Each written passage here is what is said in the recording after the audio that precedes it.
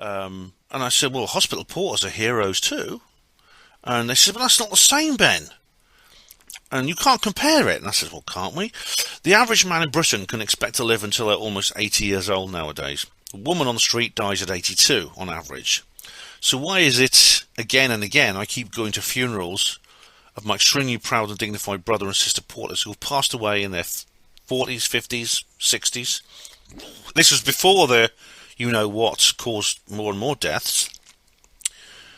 And at the same time, people claim that hospital porters don't risk their lives. Hospital porters' pride and dignity. Stop the New World Order. Welcome to HPANWO TV. And welcome to this. It's St Theo 2023. If you're watching this, it means the world has not ended in the last 7 days. So, well, 5 days. I'm actually recording this on Saturday. On Saturday before St Theo's. I'm going to do my usual St Theo circuit this year, dropping off the flyers. A few important differences. First important difference, I don't have to drop any off at the JR because my brother porter, my secret insider, whose identity I never reveal because it would probably end his career. I simply sent him the word file. He's going to print it off. He's just going to print some. And he's going to print some off and he's going to give them out. It's much easier than me dropping off. It's much more secure and it's less likely to, I almost said incriminate. It's less likely to expose him it's less likely to expose him should he be caught with the envelope with flyers in. Second big difference is that I'm formatting this particular St Theo circuit slightly differently than before. In other words, what I'm going to do is I'm going to do a few studio segments in between. I've decided that because up till now I've been doing the analysis, the year in review and this year in hospital portering type analysis. I've been doing that on the move, and it's actually quite difficult because I'm walking. I've got the helmet cam, I've got notes, things like that. I'm going to do these in studio form because there's an awful lot this year. There's more than usual this year. So I'm going to be doing it that way. Third big difference is I'm doing an extra hospital, and I'll tell you more about that when I get there, but I'm actually visiting an extra hospital. I've got some more flyers than usual because I did print off enough for the JR, and of course I don't need them, so I'm going to take them to an extra hospital. Apart from that, I'm doing the usual ones. What I'll do is I'll go to the JR, maybe drop one off drop a couple off in the nurses' home, maybe the staff accommodation. That's Arthur Sanctuary House at Ivy Lane. Because they may fall into the hands of some porters, or maybe there'll be some civilians who might take an interest. So that's what I'm going to do. So then of course I'm going to do the usual. I'm going to do the Knock, Churchill. I'll do the Manor, the private hospital next door to the JR. Then the Knock, Nothing Orthopaedic Centre, Churchill, and then the extra hospital. So that's another difference today. So this is going to be a lovely. I'm hoping it will be a very nice St Theo circuit, better than last year's. Certainly got nicer weather than last year. There's been some, yeah. One year I remember it rained the whole time. Last year it rained about half of it. But it's beautiful blue skies today, not too hot. And the forecast today is actually for continuous sunshine all day. So yeah, I haven't even got my jersey. I've just come out with my t-shirt. It's actually about 10 o'clock in the morning now. I've been to work, did one job, and now the big job begins. So I hope you'll accompany me. Okay, as you can see here, I have 10 national flyers. This is the National St Theo's flyer. And nobody can feel me. Here's the usual Eleanor Roosevelt quote there. Extremely proud and dignified brother and sister porters, St Theo's Day of 2023 is almost upon us. We call on hospital porters around Britain and across the world to join each other and celebrate in any way you see fit, and keep the spirit of St Theo alive for every other day of the year. And it's the background, of course, to St Theo Board in association with, etc. Here are the envelopes. I've got 10 of these flyers, therefore 10 envelopes. I selected 10 hospitals at random, just on a map, and these are the hospitals I'm going to send these 10 to. So if the porters get these there, obviously I can't send them to every single hospital in the country. I'd like to, But if you get these, I hope you take the advice here. Celebrate St Theo's Day this year. If you, my brother and sister porters, my very extremely proud and dignified brother and sister porters are watching this video, please do that. And I've got to put these in the envelopes and post them. Right, I'm at the golden post box again. I like using this golden post box, you know. It was painted gold for the Olympics, and the reason is because it seems to be sort of, I don't know, good luck. Do you remember I used this golden post box to post the ripped up Brexit flyer back to Cameron? Do you remember that one, David Cameron's Brexit? Oh, please vote Leave, please vote Remain flyer, and then I sent it back ripped up. So I'm now going to post these to my extremely proud and dignified brother and sister porters. 10 of them, 10 hospitals across the country for St Theo's. Pride and dignity. Porters, pride and porters' dignity.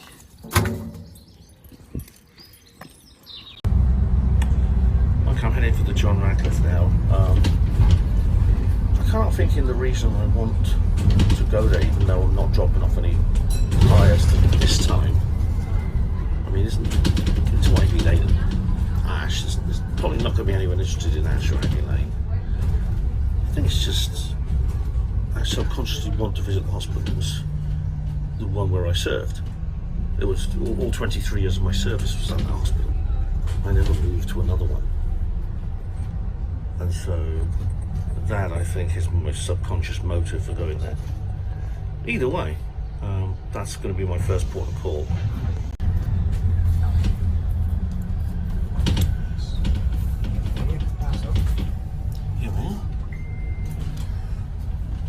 This little road we're going on now never used to be here. I remember when they built it. There's a cycle track and pedestrian way there as well, as you can see. This was annoying actually, there was no staff consultation or anything, they just ploughed tarmac straight across here. It cuts the corner though, because on this bus you used to have to go all the way down Headley Way and around up the drive. So it's taken like 5, 6, 7, 8 minutes off the journey. And there is the Women's Centre. I'll be saying more about that later. That is the original John Radcliffe. Opened 1973 by the Queen Mother. And there's so many new buildings, that's all new there. Well, that was their last year.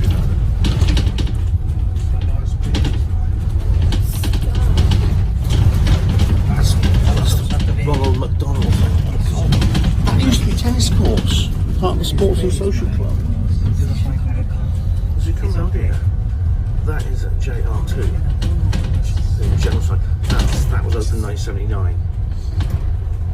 Now the reason, you may think, why all the white tile? See, they've done up A&E, all this is new here. Oh, where are we going? Oh, we're going down to the West Wing. Oh, right. So the bus doesn't even stop where it used to stop. That's the Children's Hospital there, and then there's the West Wing there. So, well, otherwise we'll walk through the hospital. But that's, I might see some of my brother porters. I'm actually curious to see where it goes actually. But anyway,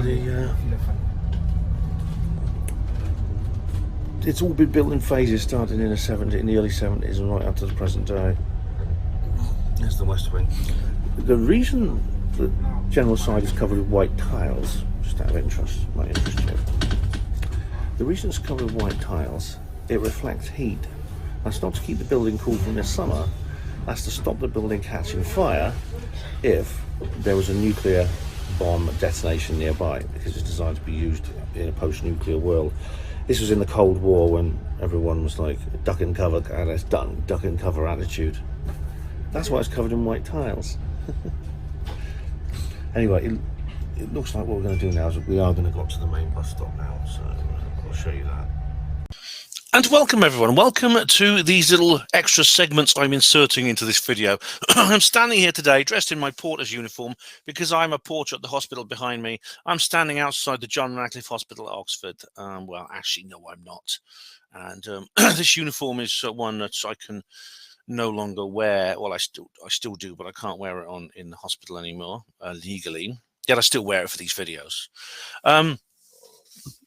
And anyway, so yeah, this is, of course, is not. I'm not outside the John Radcliffe Hospital. This is just a picture behind me. But oh, pardon me, excuse me. Another hospital porter in tradition. Great big belches. Yeah, it's still the flagship hospital of the Oxford Radcliffe Hospitals NHS Trust, of course, and a landmark in the hospital. And I was very proud to serve inside her walls for 23 glorious years.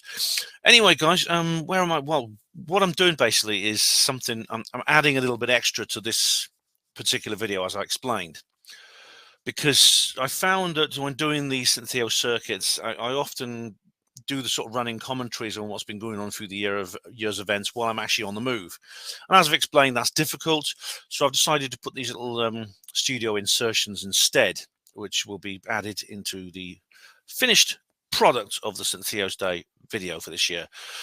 I've got an awful lot to go through as well, so that's another reason why I want to do these things in the studio. It'll be a bit much just to go through them all in the actual, and if I can find where my notes begin, because I was like, oh, because I've seen, normally I'd be doing this on the move. I make notes about what's been going on through the years and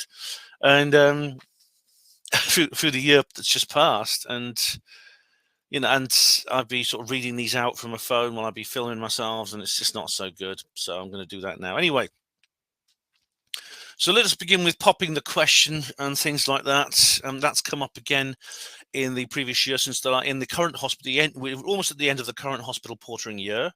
As you know, the hospital portering year runs from the 1st of June to the 31st of May. That is the St Theo's Day to the day before St Theo's Day. So on June the 1st, St Theo's Day, a new hospital portering year begins. And what I found really difficult to deal with when it came to popping the question was people would often try to mix it in with compliments. And one of those was the classic phrase, the classic catchphrase, "You're wasted as a porter." You know that? You're wasted as a porter. You really should be. It's, oh dear. Oh dear. You see, I suppose at the hospital I had a reputation, it seems, for being very intelligent. This is not what I'm saying about myself. It's what others thought about me. They were also impressed how dedicated I was towards my job and how caring I was towards the patients. Not all porters are like that. I encourage them to be so. As part of what I do with the HPWA and St Theo's. But the usual progression from people saying things like that, which were complimentary, and I think they were trying to be kind, were, "So why are you still a porter, Ben? Why are you wasting your life this way? Why aren't you doing something more worthwhile?" I mean, as if you have to be a heartless, lazy moron to be a porter. Don't say, don't say, but it helps. This is what they were kind of implying, and it's a very difficult situation to deal with, because it's much more so than those. This is very, very different to the dignity statements. It's I found it because your antagonist in this case is probably not motivated by any malicious intent. Yeah, they can occasionally come across as like occasionally can come across that way, but really they're trying to be kind. This is the thing, they're trying to be. They think they're doing good. They think they're doing something good to you, and they're trying to help you up. They're trying to help you out. And now occasionally you do come across some emotional vampire who will keep saying things like, they'll keep saying things like that. They'll keep popping the question to wind you up. I mean, I'll come later in this particular video, I'll come on to someone exactly like that. But that's actually very rare. I think the individual I'm going to talk about was one of only two or three, I think. Most of them will believe they are being truly kind. They'll believe that they are being, what's the word? They'll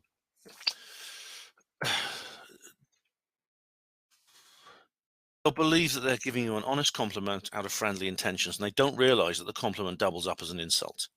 And it's an insult against the hospital portering service. As I said, the implication is, yes, you have to be a heartless moron to be a porter. Now, I don't feel angry with people who mean me no harm. I don't. They who just act out of ignorance and tactlessness instead of spite. It's actually I would say it's not even really, it is a kind of ignorance, it's kind of tactlessness, but it's, as I'll explain later, it's almost something outside their comprehension. A lot of people, the things I talk about on my St Theo's videos are literally outside their comprehension. So what I do make an effort to do in those situations is I try to explain this conundrum in a calm and gracious manner. And I encourage you to do that if you're in that situation. And again, this may be a different context with the same sort of situation. You know, a civilian can be affected by this as well as a hospital porter. If you can manage that, if you can manage to keep your head, just realize this person is not being harmful, is not trying to do you harm, then you and your antagonist, if that is the word, will part on good terms. And hopefully they will learn a lesson and no longer be so ignorant.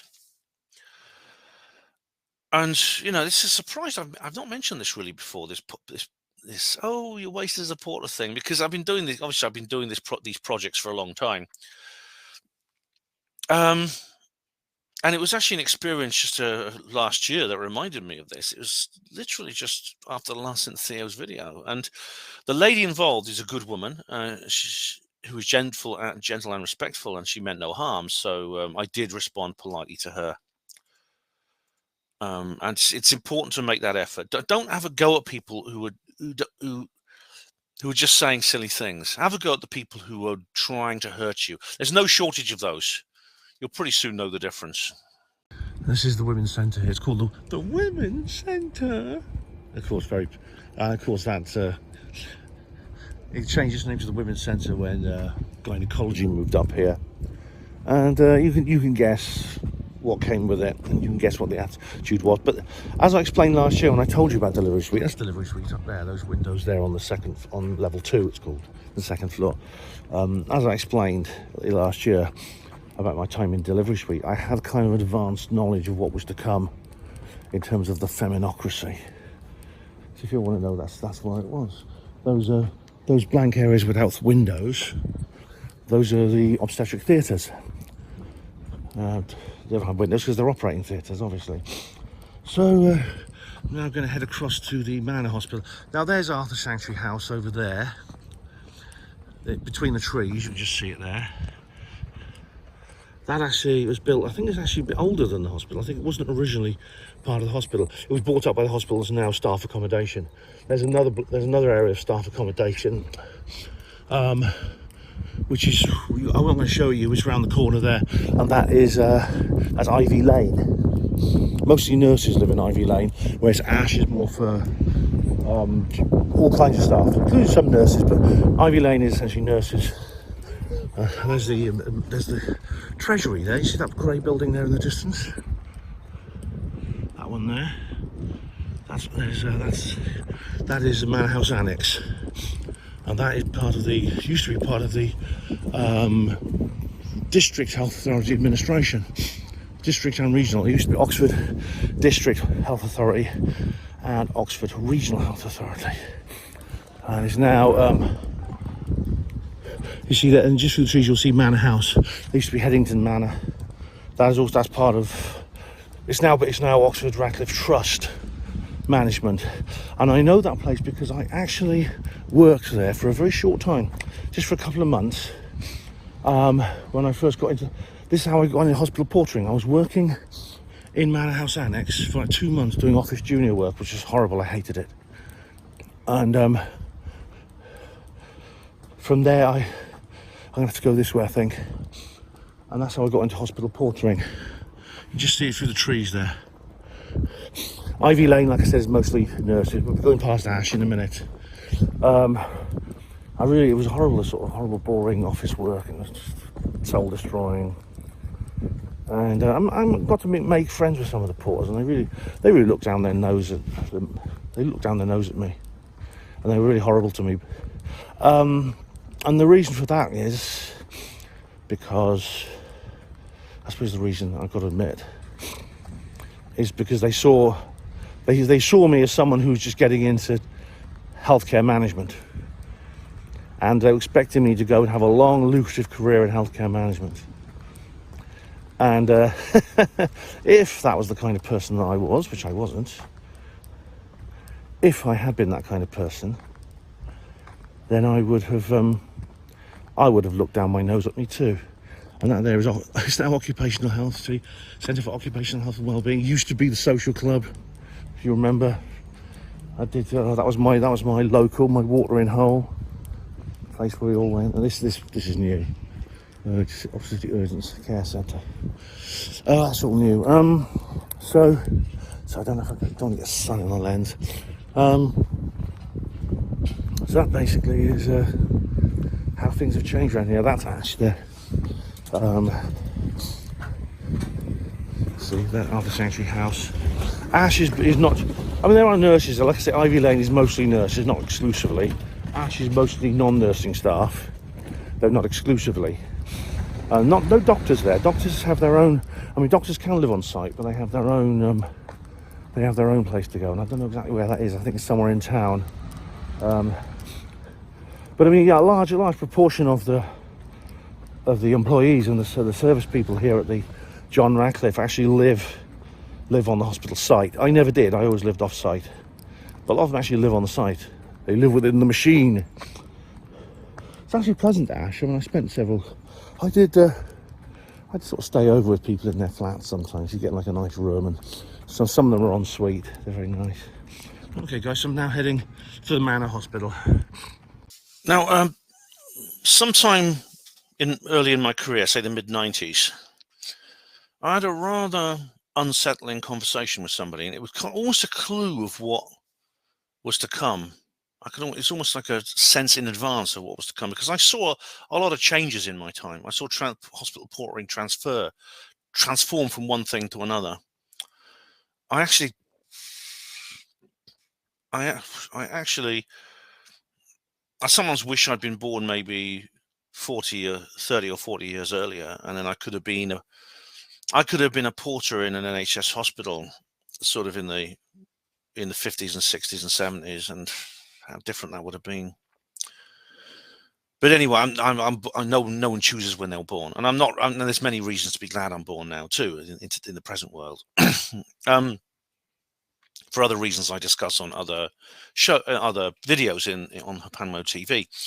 But anyway, I used the term head porter to refer to my boss, who was the person in charge of the JRH porters, which is what everyone called him in those days.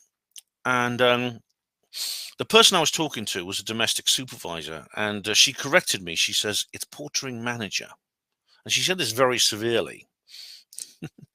Now, I'd already found out by then, the Oxford administration, it had a different name in those days, because there was no Oxford Radcliffe hospitals. It was just Oxfordshire District Health Authority, and there was a unit general manager. But the unit administration has placed a bafflingly extreme priority on using the right words, even back then, but let alone now. And indeed, I've had several other examples of that I could give you. This very extreme priority on using the right words. I mean, I mentioned the ODO incident, didn't I? Yes, that's another perfect example. The terms head porter and portering manager are actually very similar to. They're certainly synonyms, but there's a lot. For political reasons, there's a very different tone to them. It's very similar to the words U-boat and submarine, or astronaut and cosmonaut. We're talking about something that is exactly the same thing, yet they're given different names for psychopolitical reasons. And George Orwell predicted this would happen. Despite this, when the terminology changed, there was a massive change in the culture of the hospital. I mean, the head porter's official title was always portering manager, but no one called him that. Then suddenly, not only did people start calling him that, but we were told we had to call him that. We were not allowed to use the term head porter anymore. And this correlated, I would say, caused or was an effect of, or both, the other changes in the culture of the hospital, and therefore the role played in it by the porters. And this happened during the Blair New Labour era, which was marked by a massive corporatisation of the NHS, which I don't really need to repeat really much. It can be summed up as image became everything. the phrase, well, that doesn't look good, became kind of like a refrain. It was like a cliche. Something would happen, they say, well, that doesn't look good, Ben. Not that it isn't good, it doesn't look good.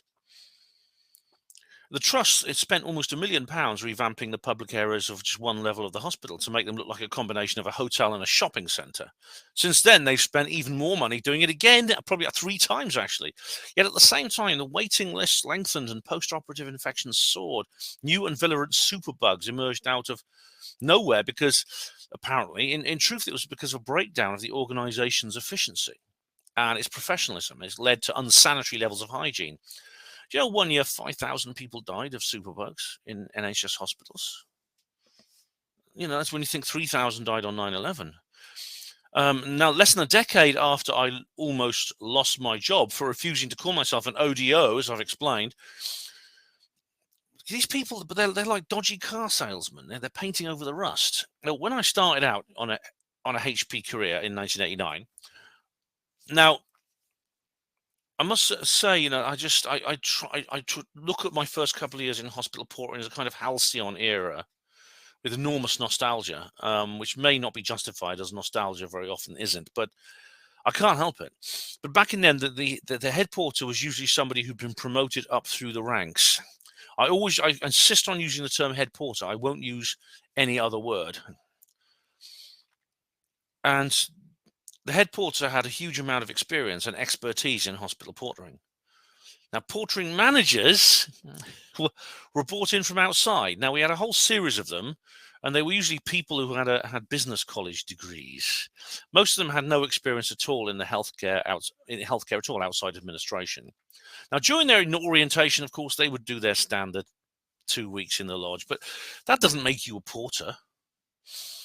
And they usually didn't stay long, actually. We went through about 5 head porters in the space of 3 years once, I remember. And this is why I felt so uncomfortable being corrected when I said head porter. And I knew partly subconsciously that it symbolized the rot. As I said, I resisted. I called my boss, the head porter, after I was corrected, without exception. And I carried on using that terminology. I still do it. The same way I refuse to say ODO. It's really, these things may, like I said, these things may seem like they don't matter. I remember people telling me, what about the ODO business? Who cares, Ben? Why do you make such a fuss about something so little? They make just as much of a fuss about it as I do. This domestic supervisor, she wouldn't let me, she cornered me until I said portering manager. So who's making the fuss? Me or them? Now, the Manor Hospital is very, very different.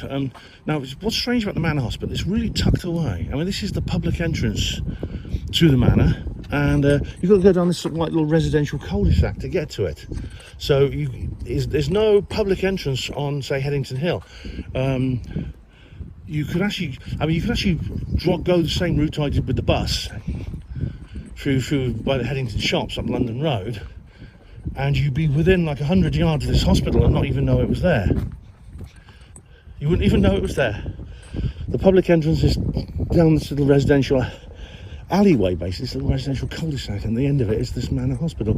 It's called the Manor Hospital because it's built on the site of the Manor Ground, which was a football stadium. It was Oxford United's home ground long before they moved into to the Kassam Stadium in Littlemore, Mintry Farm area, which I've shown you I usually show those to you on my Rovings film review videos. This is a private hospital, belongs to the Nuffield Group.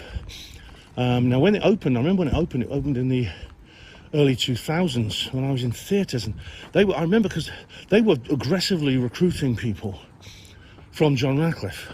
They were going up to various people, and they were literally poaching staff. And of course, the JR management got really, really angry about that. But to be honest, they were offering more money and better conditions. And that includes the porters. I mean, there's several porters I know went over there. One guy was over there for a while and went back, went to JR. But as far as I'm concerned, I mean, who can... If the NHS doesn't like private hospital groups coming along, and nicking their best staff. And they took like one of the theatre sisters from cardiac theatres. Look, someone who literally was, they spent about, the hospital's invested £1 million when you consider her training and stuff like this in her. And this doesn't include the things that can't be paid for, like experience. And these people came along and they snatched her away. But who can blame her? They were offering her like an extra £5,000 a year, much easier work, no on-calls, no shift work, an extra week's holiday a year, better pension. I mean, come on, NHS, get your act together. It's your fault for treating people so badly. Anyway, I'm going to go and drop off the St Theo's flyers now. All right, and now we're going to come on to Paper Mask. I've got two main segments in this topic. The film Paper Mask, which I've discussed before. As you know, I consider it one of the worst films I've ever seen. And it is kind of... I was going to say it's insulting to hospital porters, as if there's any fictional portrayal of hospital porters. There's not. Outside of my novel, Evan's Land, which I wrote myself. But you'll be pleased to know one of my brother porters, he's known as Cabal online, has actually done his own review of it. I'll just show it you now. This is it, Dreaming Spire Art, rambling about life and art. Now, you may think, well, this is in Polish. I can't read this. But if you scroll down, this is all in Polish, this bit. You scroll down, and you'll find it in English. There's an English translation here. Here we go. English language version. There you go. So you can read that there. I won't show you the entire... You can read the entire article. There's the... you see there, dreamingspire.wordpress.com. And there you are, Paper Mask. You'll find it. That's by Cabal. And he's a good friend of mine, actually. I respect him a lot. He's a good guy.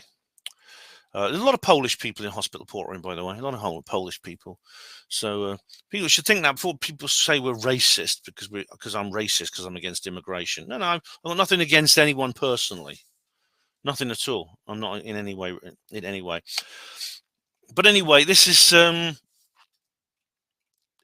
she's been through this film. He's captured a number of screenshots.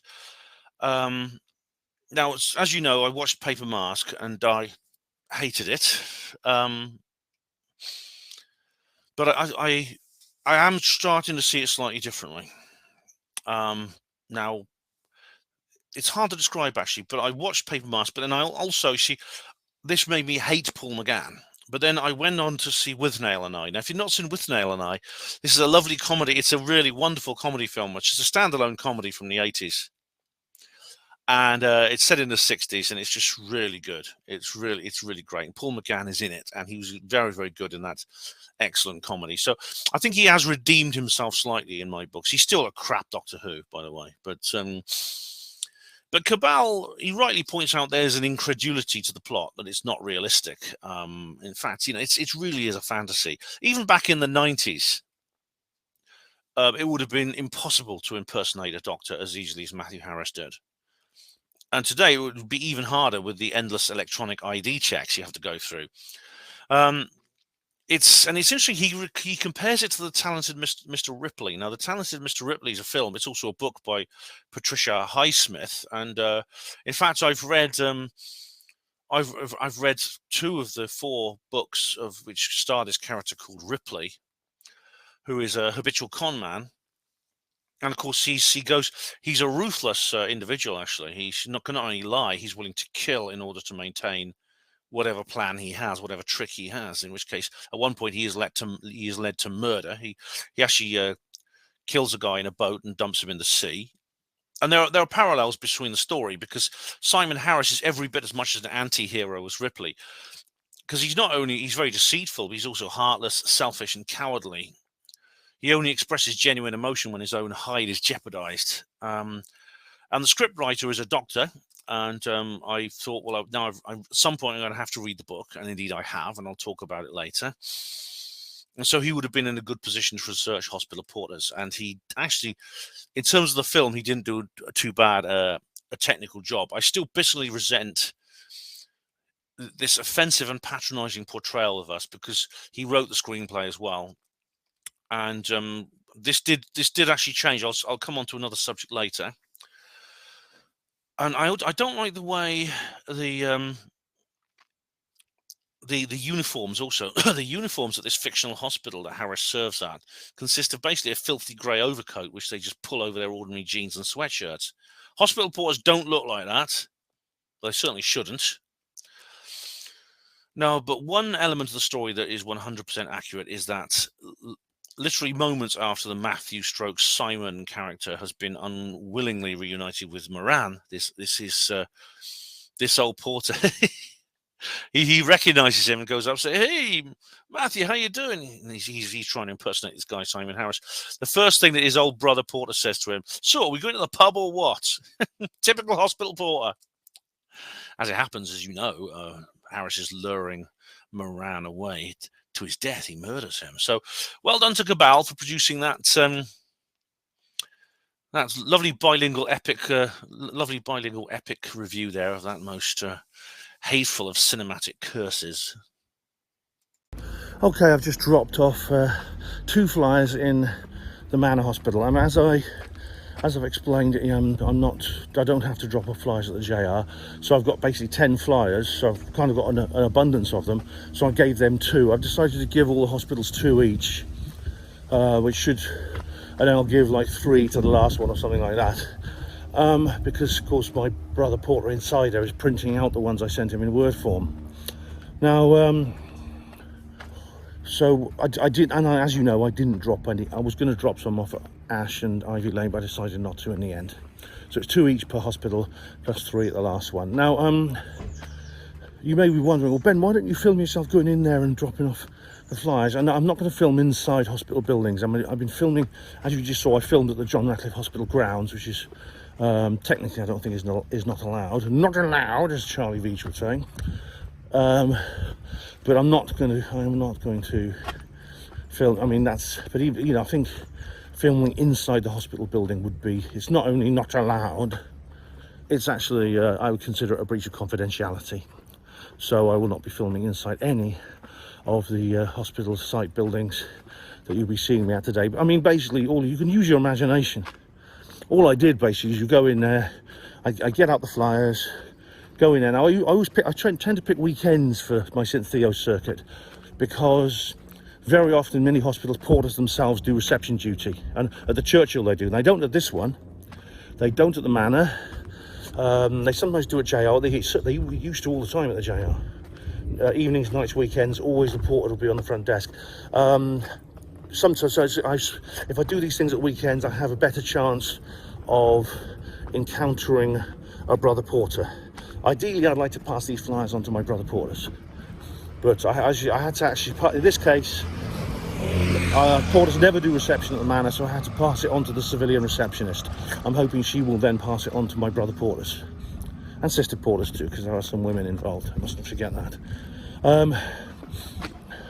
So weekends, and also weekends are quieter, there's less brass about, less bureaucrats who are going to come up and say, what are you doing, subverting my staff with unprofessional things that are not work related, all that bullshit. I mean, the fewer of those idiots there are around, the better when I'm doing my St Theo circuit. Not only is it better for operational security, but it gives a more pleasant atmosphere, which is why I always do my St Theo circuits at weekends. So now I'm going to head, next stop will be the Knock, so I'm going to head for the Knock. Go through Headington. I might buy something on the market stall, because I see they have a street market in Headington now, which is nice. So we'll see you later. All right, guys, now we're going to talk about porters' lodges, and I just want to show you a photograph, actually, that somebody sent me. This is a photograph of the porter's lodge at my hospital. It is a sad sight. There it is. I won't show you that for too long, because I personally find it heartbreaking to look at that. I really do. It's painful to look at. I don't know if I can explain this properly to you. I don't know. I'll do my best to sort of explain what I'm talking about here. But the reason it filled me with sadness is because it's so different to the lodges I knew when I first began in portering. This was in 1980. Did I say 1988. I said 1989 last time. It's 1988. Yeah, late 1988. Late 1988. Yeah, the lodge. The lodge is the centre of the hospital porter's world. It's the centre of. It's our base of operations on duty, for work, rest, and play at the hospital. And as much as I loathe paper masks, as I've just explained, the portrayal of the porter's lodge and the way they behave in their lodge is a very well crafted nostalgic fantasy.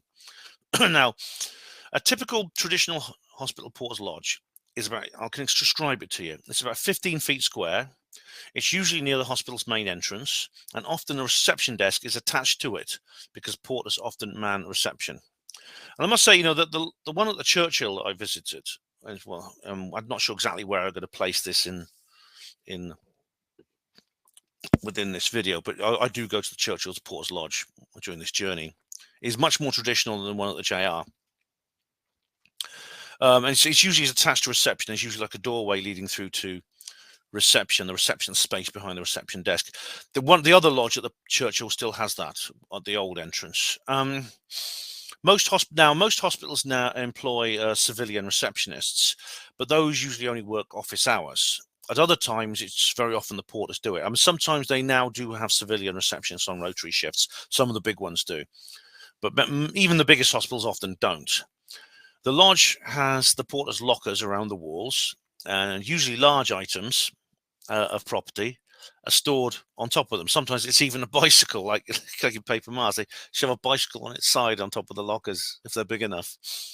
And usually with these large items on top of the locker, you'll get a few decades build-up of dust. So within the lodge, there'll be easy chairs in a communal circle with a low coffee table. Very often there's a television set at the focus. On the table, there'll be drinking mugs and newspapers. Some larger lodges have two tables. There's another one with higher chairs around it for sort of sitting up and eating and things like that. Some have just one, sometimes have the other, some have both. There'll be on the table, there'll be drinking mugs and newspapers and things as well. On the wall, there'll be a notice board, and sometimes there'll be a calendar decorated with soft pornographic images. And there may be humorous items pinned up there too, jokes, stuff like that. Now, by the door, there's a punch clock with a rack for the porter's time cards. And there's always a kettle with coffee and tea. You've got to have that. Usually with powdered milk, although some hospitals do value their porters enough to provide them with a fridge for milk, and even the ultimate luxury, a microwave oven. God. Well, zowie. The lodge will sometimes consist of 2 or 3 separate rooms, actually. Adjoining the main room, which I've just described, you'll find a storeroom full of gas cylinders, sack trucks, stretcher poles, and of course gas spanners, the other tools of the trade. The reception desk its space can be accessed through a door designed to hide the lodge's interior from the general public as well. Now, I sympathise there. Now, there are some sites that are for a porter's eyes only. Often the reception function is combined with dispatch, that is the taking of task requests by telephone and more recently by computer. And these are distributed to the crew via a senior porter. Sometimes there's a separate dispatch room where very often you have a civilian dispatcher or a porter specially assigned to the dispatch work as well with the computer there. Some porters will do both reception and dispatch. I mean, it is rare, but it does happen. The lodge is where we greet each other. It's where we hand over a shift and say farewell to our brothers on the subsequent shift. The lodge is where we have fun during quiet periods, especially on night shift. You get the watching of films, games of cards, general shoot in the breeze. That's just the start. And there were arguments too. Confessions, the outpourings of emotions. And we always used to say that on the first night shift, if a porter was having a row with his wife, nobody would know about it. But by the third night, everybody would know about it. The lodge was a theatre of conversations that would be unthinkable anywhere else. Now, a large hospital might have several lodges, and there's also small ones for departmental sections too. So the Churchill, as I said, has 2 lodges. The JR has a number of them, or used to anyway. I don't know if it still does. JR used to have what? There's one main one. There was the main one, Theatre Lodge, JR1 Lodge, DS Lodge, Delivery Suite. How many others? There was the Refuse Lodge. I don't think the post room counts. And these expanded as well. There was the West Wing Lodge as well. So they're up to 6 lodges. I think there are now. Then there were 6 lodges. Now a lot of them have been lost. Now the Porter's Lodge I just showed you in that photograph, in that terrible, terrible photograph, it's just another universe away from that. There's just one chair there. Presumably that's for the dispatcher. And the place is just sterile. It's bureaucratic. It's clinical. There's nothing human or personal in sight. It looks like a place in which flesh and blood is toxic to it. Anything that's not made out of formica or chipboard or aluminium or plastic looks completely out of place. The cupboards obviously contain our tools, and I see files for paperwork, all stored with state corporate precision. There are the usual anti-COVID measures as well, a large printer for printing out the task slips. And the lodge is buried deep in the building. Oh yeah, there was a level. I forgot to mention that 7 lodges originally, because there was the A&E lodge as well. Yeah. This lodge is buried deep within the building. There's no sunlight, no fresh air. And I have to admit, I was there to witness the early stages of this transformation, and it's not happy. You may say to yourself, well, you porters are not meant to sit around doing nothing. You're meant to be working. Indeed, this stupid, ridiculous fallacy. I'll say more about that in a minute. Anyway, I recall one of the porters, he had an artistic talent. I mean, there's several who had artistic talents. One of them actually went on to be a successful cartoonist, a man called David Bryan. But he drew some amusing caricatures of his fellow porters as anthropomorphic animals. And he added the caption beneath it, under each of these ones, "Which porter is this?" And he posted photocopies of them on the notice boards in all the porters' lodges. And the head porter, the portering manager, went round and took them all down. You know what he said? They were not work-related. It even disciplined the porter for the misuse of hospital resources. And management, you see, they became, again, we might say, I was just going to bring this up, you're not, what you got a lodge for? You're supposed to be out working. We're paying you to go out and work, not sit around on your arses talking about bollocks and watching movies. Well, this is an obsession that management had. It's called elimination of downtime.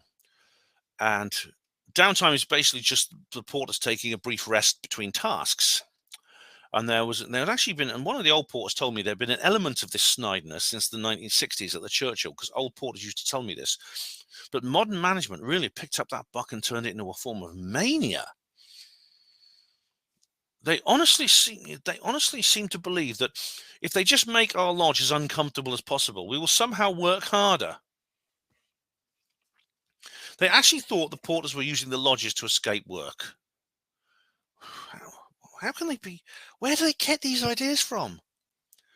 Maybe it's this like the people running just have no experience and no desire to learn.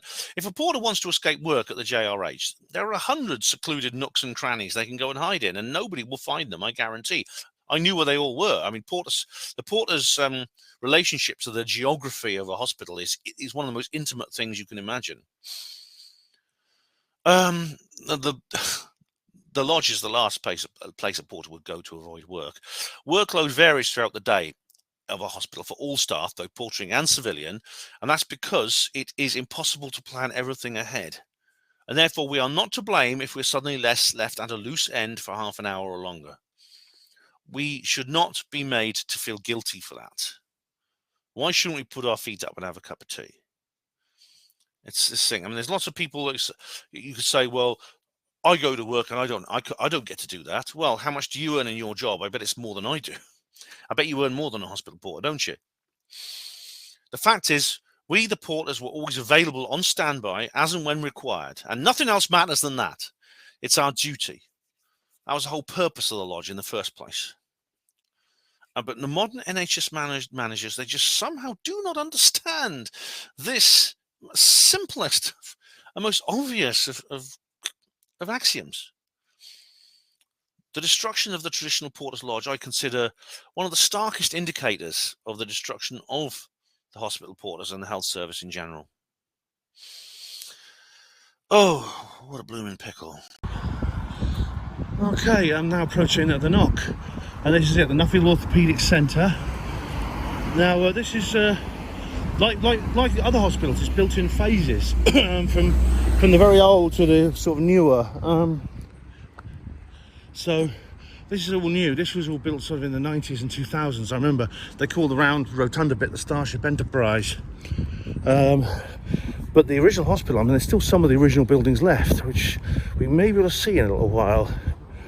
The original hospital opened in 1872 as a tuberculosis sanatorium.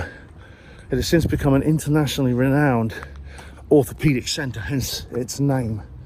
So, yeah, we have a lot of very famous hospitals in Oxford, probably because of the university.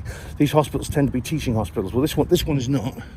But Churchill and JR are teaching hospitals. That is, they have a medical school. They're connected to the medical school at Oxford University. So yeah, I'm just going to go in there now. I'm hoping I'll see a porter. I mean, I did actually see a porter last time. Of course, as I said, on the manor, I just saw a civilian receptionist, a glamorous young woman, as the Nuffield group tend to use.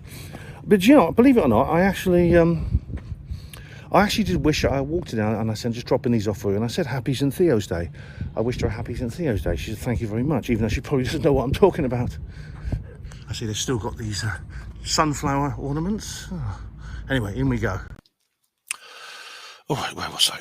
Okay. Now, I want to say a bit more about this popping the question thing.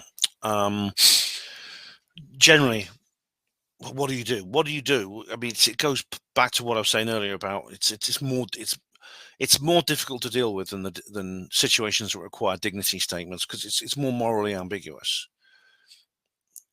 What happens when you do that? I mean, luckily, see, I don't think people pop the question that often with me. Because I think they did more to begin with, but then word got round. So, for example, when I went to work in A&E, it was over 2 years before someone eventually popped the question. And you see, the thing about it is, it's usually nurses do it, sometimes paramedics. Not one doctor once popped the question once in the social club. Usually, I get a few minutes warning before the bomb drops. Now, it begins very often. Someone will start looking with you. You'll be working together on a job, and someone will look at you with a. Oh, I should mention, a patient once popped the question. Oh God, that was really awful. Because what do you do if it's a patient? You can't really yell at a patient or anything. You got to, But very often, this stupid, condescending, patronising smile will come over their face first, and you'll know it's coming. So you'll be doing the job, and then when you're alone together, they'll say, Ben, come on now, Ben. How long have you been a porter for now, Ben? How long? You're an intelligent young man. You obviously care. You really shouldn't be wasting your life doing something as worthless as portering. Have you ever thought about going up the ladder, becoming a nurse or an ODP or a surgical technician or a paramedic? First thing I do is I pause and count to 10. There's a number of responses you can make, and the most obvious one is just to shout, "Get out of my sight, you patronising bitch!" But you can't do that when you're on duty. And as I said, these people are very often they don't mean any harm. They don't realise what the harm they're doing. They are doing harm. They're patronising you. They're insulting the hospital portering service. But I actually have come up with a number of responses you can make, which are quite sarcastic and actually do the trick. One time I said to the person who popped the question, perfectly calmly and politely and in a friendly manner, I said, "Oh no, I'm too young and adventurous. I want more from life than a boring civilian job can give me." If you're content to tootle along, I love that word, tootle. It's great, tootle. I can't remember where I heard it. If you're content to tootle along in your bland and humdrum existence as a nurse, paramedic, etc., then I'm pleased for you. If you're happy doing this worthless thing you're doing, that's fine. But I'm meant for a higher destiny. I'm meant for more than that. said, I want to be more than that from life. I can really turn the tables on them like that. And now, if I'm feeling more aggressive, I generally turn the question around. I said, have you ever asked a nurse or a paramedic or an ODP if they've ever thought about becoming a porter? They will, of course, answer no, and my response will be, why not? At that point, there'll be a pause, because they'll then be forced into a corner where they have to admit that they consider hospital portering inferior. And sometimes they'll come out and say it, and usually more diplomatically than that. But they'll say, well, porters are just sort of lowered down. They don't get involved as much. They're not so close to the whatever. They're not that high or important or stuff like that. And I'll say, right, well, I have a much higher opinion of the hospital portering service than you do. I didn't become a hospital porter because I wanted to do something better, and because I didn't have the bus fare upstairs. I joined the hospital portering service because I wanted to be a porter. I'm a porter. I'm proud to be a porter. Good day, and I walk off. And I resist getting really angry when I'm dealing with people popping the question, because, as I said, they don't mean any harm. They're being tactless, not malicious. And sometimes the pause they give you after your response is literally a pause of confusion. They've never considered seeing the world the way I do. I mean, I'll say more about that because I'll be tackling the up the ladder business later. But they quite literally, they've never even contemplated what they're doing. They think going up the ladder is not a choice, and they don't like it when you reveal it to them that it is a choice. A response that is challenging and robust, yet calm and polite, could educate them. Hurling abuse at them will just drive them away, and if you're on duty, it'll get you into trouble. And there's one exception, which is Jack, who I'll talk about in quite detail later, because he literally did it every time he saw me, because he resented me. He resented me enormously. He was a former porter who became an operating department practitioner. As an ODP, as I mentioned, it's a kind of theatre nurse. And he was actually very keen on an idea of giving porters what he called the opportunity to, quote unquote, better themselves. Now, I don't object to that on practical terms. If a porter wants to quit and pursue a civilian career, it's up to them. The problem is that when Jack said opportunity, what he actually meant was mandate. But he just wouldn't let it go. And I'll say more about Jack later, because I've recently had an opportunity to get a bit of payback on him. I bumped into him again. I'll tell you about that later. But it's a very weird thing to be so obsessed with what a fellow grown man decides to do with his own life. But Jack was. And I just wonder if he was being a wind-up merchant or something. But either way, his behavior was bizarre and respectful. He once literally shouted obscenities at me in a crowded pub. He eventually moved to another hospital. We lost touch. I suppose I should have told him to get lost, but I never did for some reason. Maybe it's because of my little experiment, which I've talked about before. Some people just, it's literally, some people, they just pause and look at you when you bring this subject up, like they just literally couldn't comprehend what you were saying. I think some people don't have the ability to introspect. There is such a thing as an NPC. They cannot assess their own actions against any external standard other than the popularity and peer review approval. They can't change their mind about anything without some external stimulus. Resisting people popping the question is actually far more difficult than making dignity statements. As I said, the moral ambiguity of the situation is not so obvious. But with enough practice, it can be done effectively. There sees the original sign, Nuffield Orthopaedic Centre. Well, I dropped off the St Theo flyers. I went into reception. They have this kind of, it's a small atrium actually. It seems to be, the atrium seems to be the thing at all hospitals now. That is a large internal structure with different floors within it, which are not enclosed. Usually it's glass and has big windows. Now, the guy I went up to I swear he was a porter. My pordar is pretty good. I can spot him a mile off. So I went off to go. He had a white shirt on, an Asian guy at the reception, and he had everything about him said, this guy's a senior porter. And I said, so are you one of the porters, mate? And he says, no. Oh, right. I can't wonder if maybe he just said that because, you know, we porters, we don't like to admit it. Some porters don't like to admit it. There are pimps and drug dealers who are quite happy to, but, well, you know, some porters think there's a stigma. And there is, but you have to overcome that stigma by sticking two fingers up to it and saying, I don't care, I'm proud to be a porter. That's what you have to do. And so I said, well, this is a present for the porters. And I said, happy St Theo's Day. And he says, okay. He gave me that nonplussed look, like he didn't know what I was talking about, which of course he didn't. So I'm now leaving to knock through the old road entrance. Now, these are all new buildings you see there.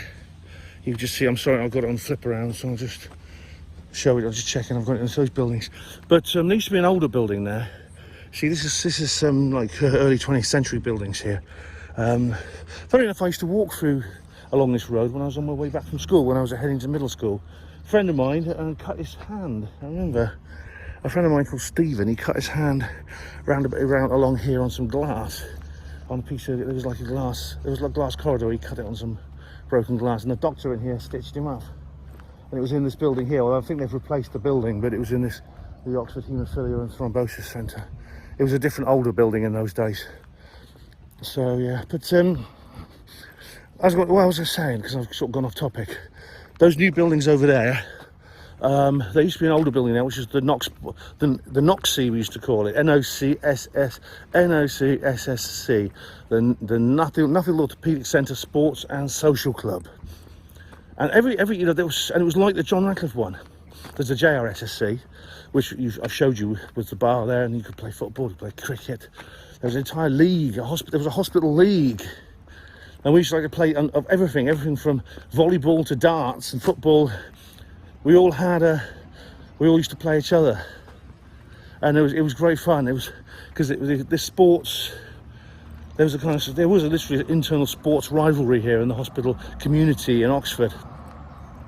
And I remember I was on the darts team and the Aunt Sally team, which I didn't last very long because I wasn't very good. But I was actually on those teams for a while. I was dropped, but it didn't really matter. I mean, it wasn't a major competitive thing. It was more like I think it was just more fun than anything else. You know, whether you won or lost, it wasn't the end of the world. Now, you may be able to just see a few of you. No, you can't quite. But over that way, there's a couple of the old original Victorian buildings left. They're still standing, they're still in use, they're wards. And those are the original. Now the knock, like I say, was in 1872 was opened as a tuberculosis sanatorium, and those were the wards. Okay guys, so now we're gonna head into the Churchill. That there is the Park Hospital.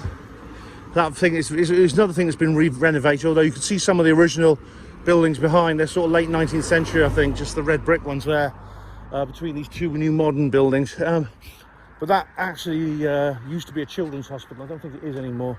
Very small hospital, only about 12 beds, but it did have some inpatients, had a large clinic, and it was for children.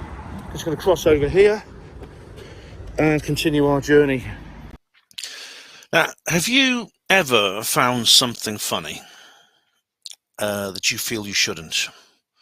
Have you ever laughed at something and then felt guilty for laughing? I think most people will, maybe at some point. I mean, these emotions like this are called gallows humor or black humor. And as I've explained before, doctors and nurses excel at it. However, doctors and nurses are not alone.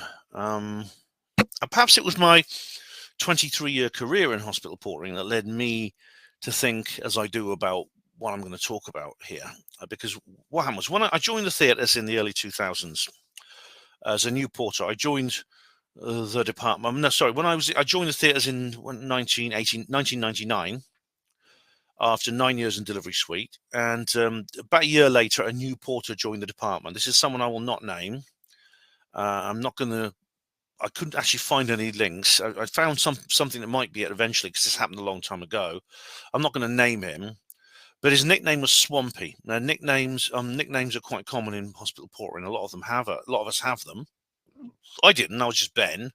People call me sometimes ruder names if they wanted to be rude. But this guy's nickname was Swampy. And the reason we called him that was because he was a bit of a hippie.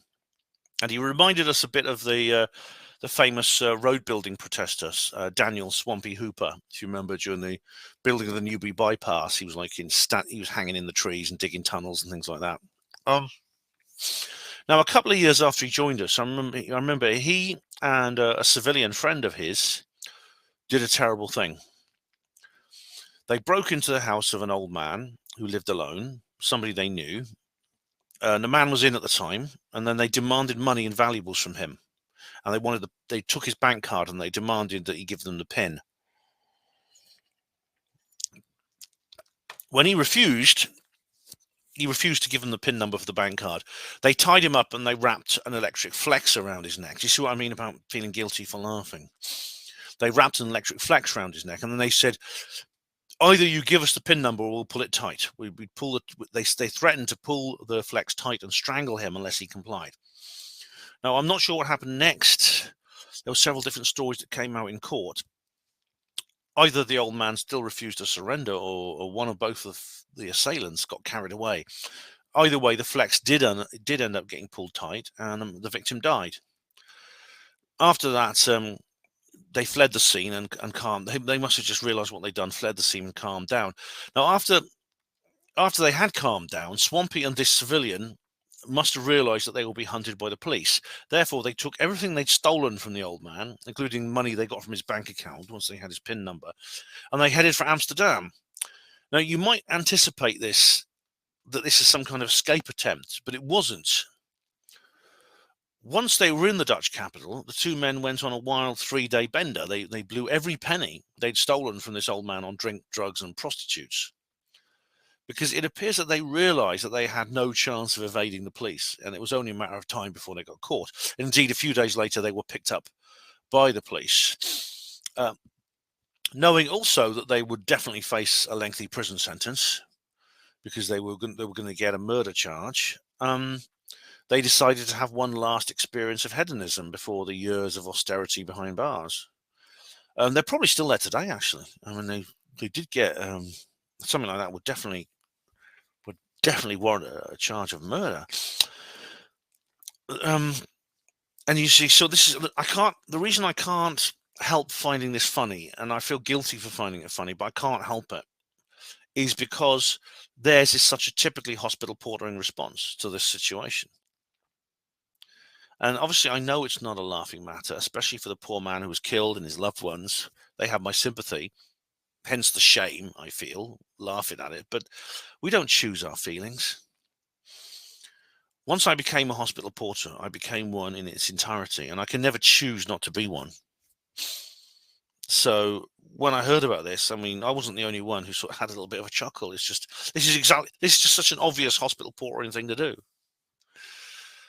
I am filming inside the hospital.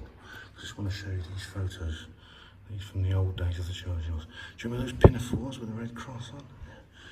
And here's the original military hospital with the people, soldiers with gas masks. So I'm going to show you these hospital dinners. Always great fun they are. Don't know what that is, that's part of the thing. Oh, those are the Quonset huts. I remember them. Like I said, they survived into the 90s and they were knocked down. Patients and staff there.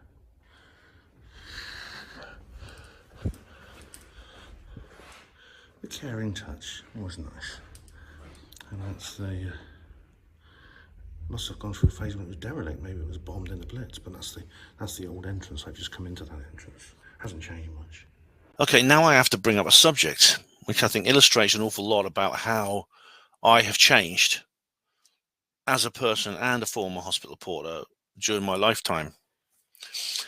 There's been a number of NHS strikes during the previous winter just gone, and indeed I was walking around just before Christmas last year, and I saw about 50 people assembled on a street corner by the Churchill Hospital carrying placards and banners, and received many supporting horn blasts from passing cars.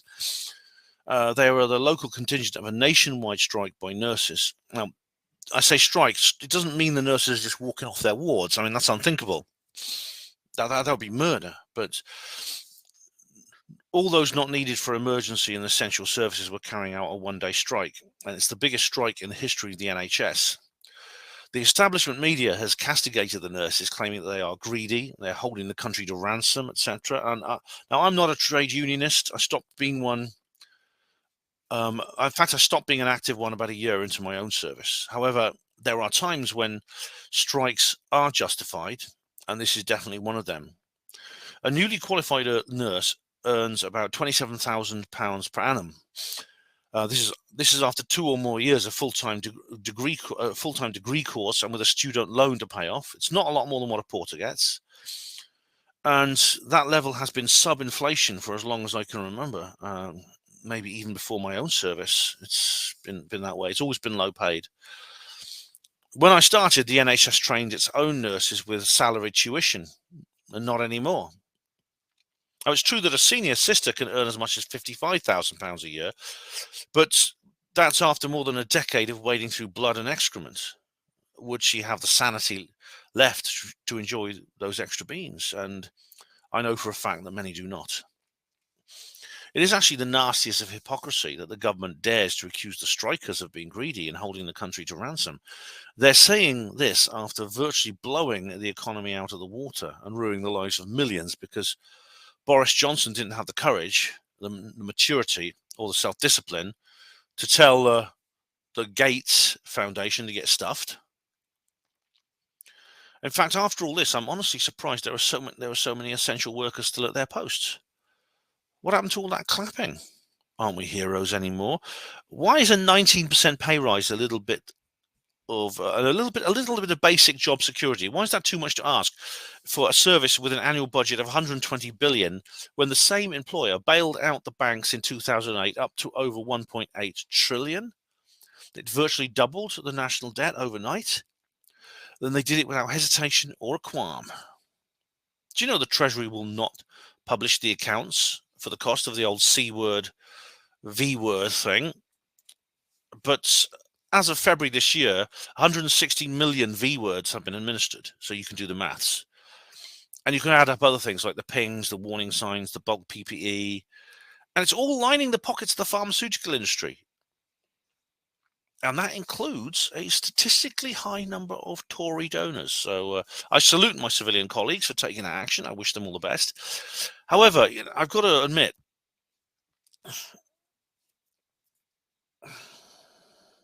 there's more to this. There's another element which I'm going to have to bring up. Here's another blast from the past. They've got these old cast iron radiators. They're probably from the original, and these old windows, you see. And they're out there in some of the old buildings, with new windows, of course. But it's the original buildings. Bit of a mess down there, isn't it? I've said several times, we're staying on the NHS situation here, that I'm a big fan of Sargon of Akkad, the guy known as Carl Benjamin. And you may know that he has a new panel show now called Podcast of the Lotus Eaters, which he's been doing for about 2 or 3 years. He co-hosts it with about half a dozen other contributors or sometimes some guests. Now, in one program during the Christmas period, the two of them, these two guys called Harry and Callum, were discussing the current crisis in the NHS, and they said it's become an annual event. They say there's a winter crisis in the NHS, and they said basically every winter there's a winter crisis in the NHS. And they proposed a radical solution, and they have a radical explanation for it. And they refer to an article that one of them wrote called "It's Time to Let the NHS Die." Now, they made some good points about the nurses and the ambulance strikes, and they tally a lot with my own. I think they're sympathetic, I myself as an insider, and they do feel sympathy for the strikers. Why are the government so indignant about pay rise demands when they squander multiple times that much money on their own ridiculous attempts at monetarism? We mentioned the bailout, and why do they employ so many administration officers for the sole purpose of diversity and inclusion? In other words, basically anti-white political correctness. And now Callum said something very interesting. He said, if the nurses didn't work for the government, they would be able to negotiate better. And that got me thinking. But the problem is, what's the alternative in healthcare to taking the king's shilling? Even this other guy, Harry, later in the programme, he is critical of the private agency's role in NHS contracting, and he understands that they have a parasitic relationship, as I've said many times. Now, I think the reason the NHS is so beloved of British people is because the provision of free healthcare by the state has saved so many lives that would otherwise have been lost. It's also improved so many other lives that would have otherwise been led to pain and disability. And this is for the simple reason that some people couldn't have afforded it. This supposed paranoia about privatisation is nothing of the sort. This is what they get wrong on this programme. See, it's already, in a sense, privatisation of the NHS has already happened. As I've said many times before, it's almost to the point of completion. The service has not improved as a result. It's degenerated. And I'm saying this as a libertarian capitalist. Now, it's true that the ultimate problem is bureaucracy and inefficiency, and the government seem to be incapable of reforming it because they can't. Do they want to? That's the question. I don't think they want to. I'm not a socialist. I believe in free market trade and things like that. But does private always equal good and public always equal bad? This is, oddly enough, this is so unlike anything I used to talk about when I was like a new porter. The Lotus Eaters propose an insurance-based system with a social safety net, which is standard on the European continent. And maybe it is time to think the unthinkable. God, like I said, if my 18-year-old self could hear me say that. When I was in there as trade unions, everyone was just saying, more money to the NHS, reverse privatisation, renationalise everything. And, well, you know, I know that proposal was never really given a chance. I accept that. It was not given a chance. But how much better would it have made things if they'd had that opportunity? I mean, at the same time, we've never really had a free market in the NHS. As I said, you see, the private contractors to the NHS are kind of the worst of both worlds. They have all the worst elements of the public sector and the private sector. You get with the private sector, you get the cuss-cotting, the greed, the things like that. But in terms of the public sector, you get inefficiency, you get corruption, you get a lack of competition, which would actually improve the service within a private sector environment. People say, I mean, the people who justify privatisation in the NHS would say things like, well, they have to compete, you see. These private companies have to compete for the best service. No, they don't. They never did. They would get contracts simply by backhanding people in the hotel services board, at the hospitals, in the administration. They would simply go, whoever in the trust was responsible for awarding contracts to the tenders, they just simply, it's who could give them the most money would win the contract. I don't think people quite understand the corruption involved in all this. The man who arranged way back in the early 90s for the porters to be sold off to ISS Medicline, he got a finder's fee, which a finder's fee is just another word for a bribe. He's a 28-year-old little spotty gimp. He got a finder's fee of £55,000 and buggered off to a private hospital in Plymouth. It's so naive to say, oh, but they're competing against each other to who can provide the best service. And of course, management will always say this. Management, listening to NHS managers talk it's rather like what Solzhenitsyn said about the Soviet Union. It's not just that it's not just you hear the government talking nonsense. It's just it's nonsense. Everyone knows it's nonsense. The people who say it knows it's nonsense. The people who hear it know it's nonsense. But you just have to go along with it anyway. It's soul destroying, and that's exactly what listening to NHS management is like. And as I promised you, there is as you see here on this little ornamental garden, we've got our own flag there, but of course we also have the flag of the United States. As I said, they still fly it here as a commemoration. I can just show you a little bit of this. There's this little astrolabe thing, and then it's called the American Garden. There we are. The garden was presented by Dr. Peter Iredale, Chairman of the Oxfordshire Health Authority, and Norwich Free, Consul General of the United States of America on behalf of the American people. There we go. The hospital's 50th anniversary year. Yeah. And there's the Churchill Hospital, and it says here operated by the American Hospital in Britain. This is basically a potted history of the Churchill CV, basically. Commanding officers, 2nd General Hospital, Presbyterian Hospital of New York unit. Again, it's military. And then 91st General Hospital, Colonel Lester M. Dyke. And then July 1945, erected, plate furnished by the Officers and Nurses Club at the General Hospital. And then there's more. So this is sort of ornamental here. And as I said, they do fly the flag of the United States beneath this chemtrail-ridden sky. Okay, so I did. It was enormous success. It was an enormous success. I went in there and I've got the right way around. I went in there and who should I bump into? I'll have to move a little bit away because I'm going to have to swear in a moment when there's a little kid sitting there. Who's the first person I bump into? So I'm walking along the Norwich new corridor in the new build. He says, it was Mad Mick again. And I says, hello Mick. He says, hello you old fucker. He says, some hospital portrait traditions are very much alive and well, and that is one of them. That's him being nice to me. So I said, oh, you old fucker, I said. And so we sort of like had a bit laugh, had a joke, and I told him why I was here. Then, of course, I went down to the Porter's Lodge, and there were 3 porters in there.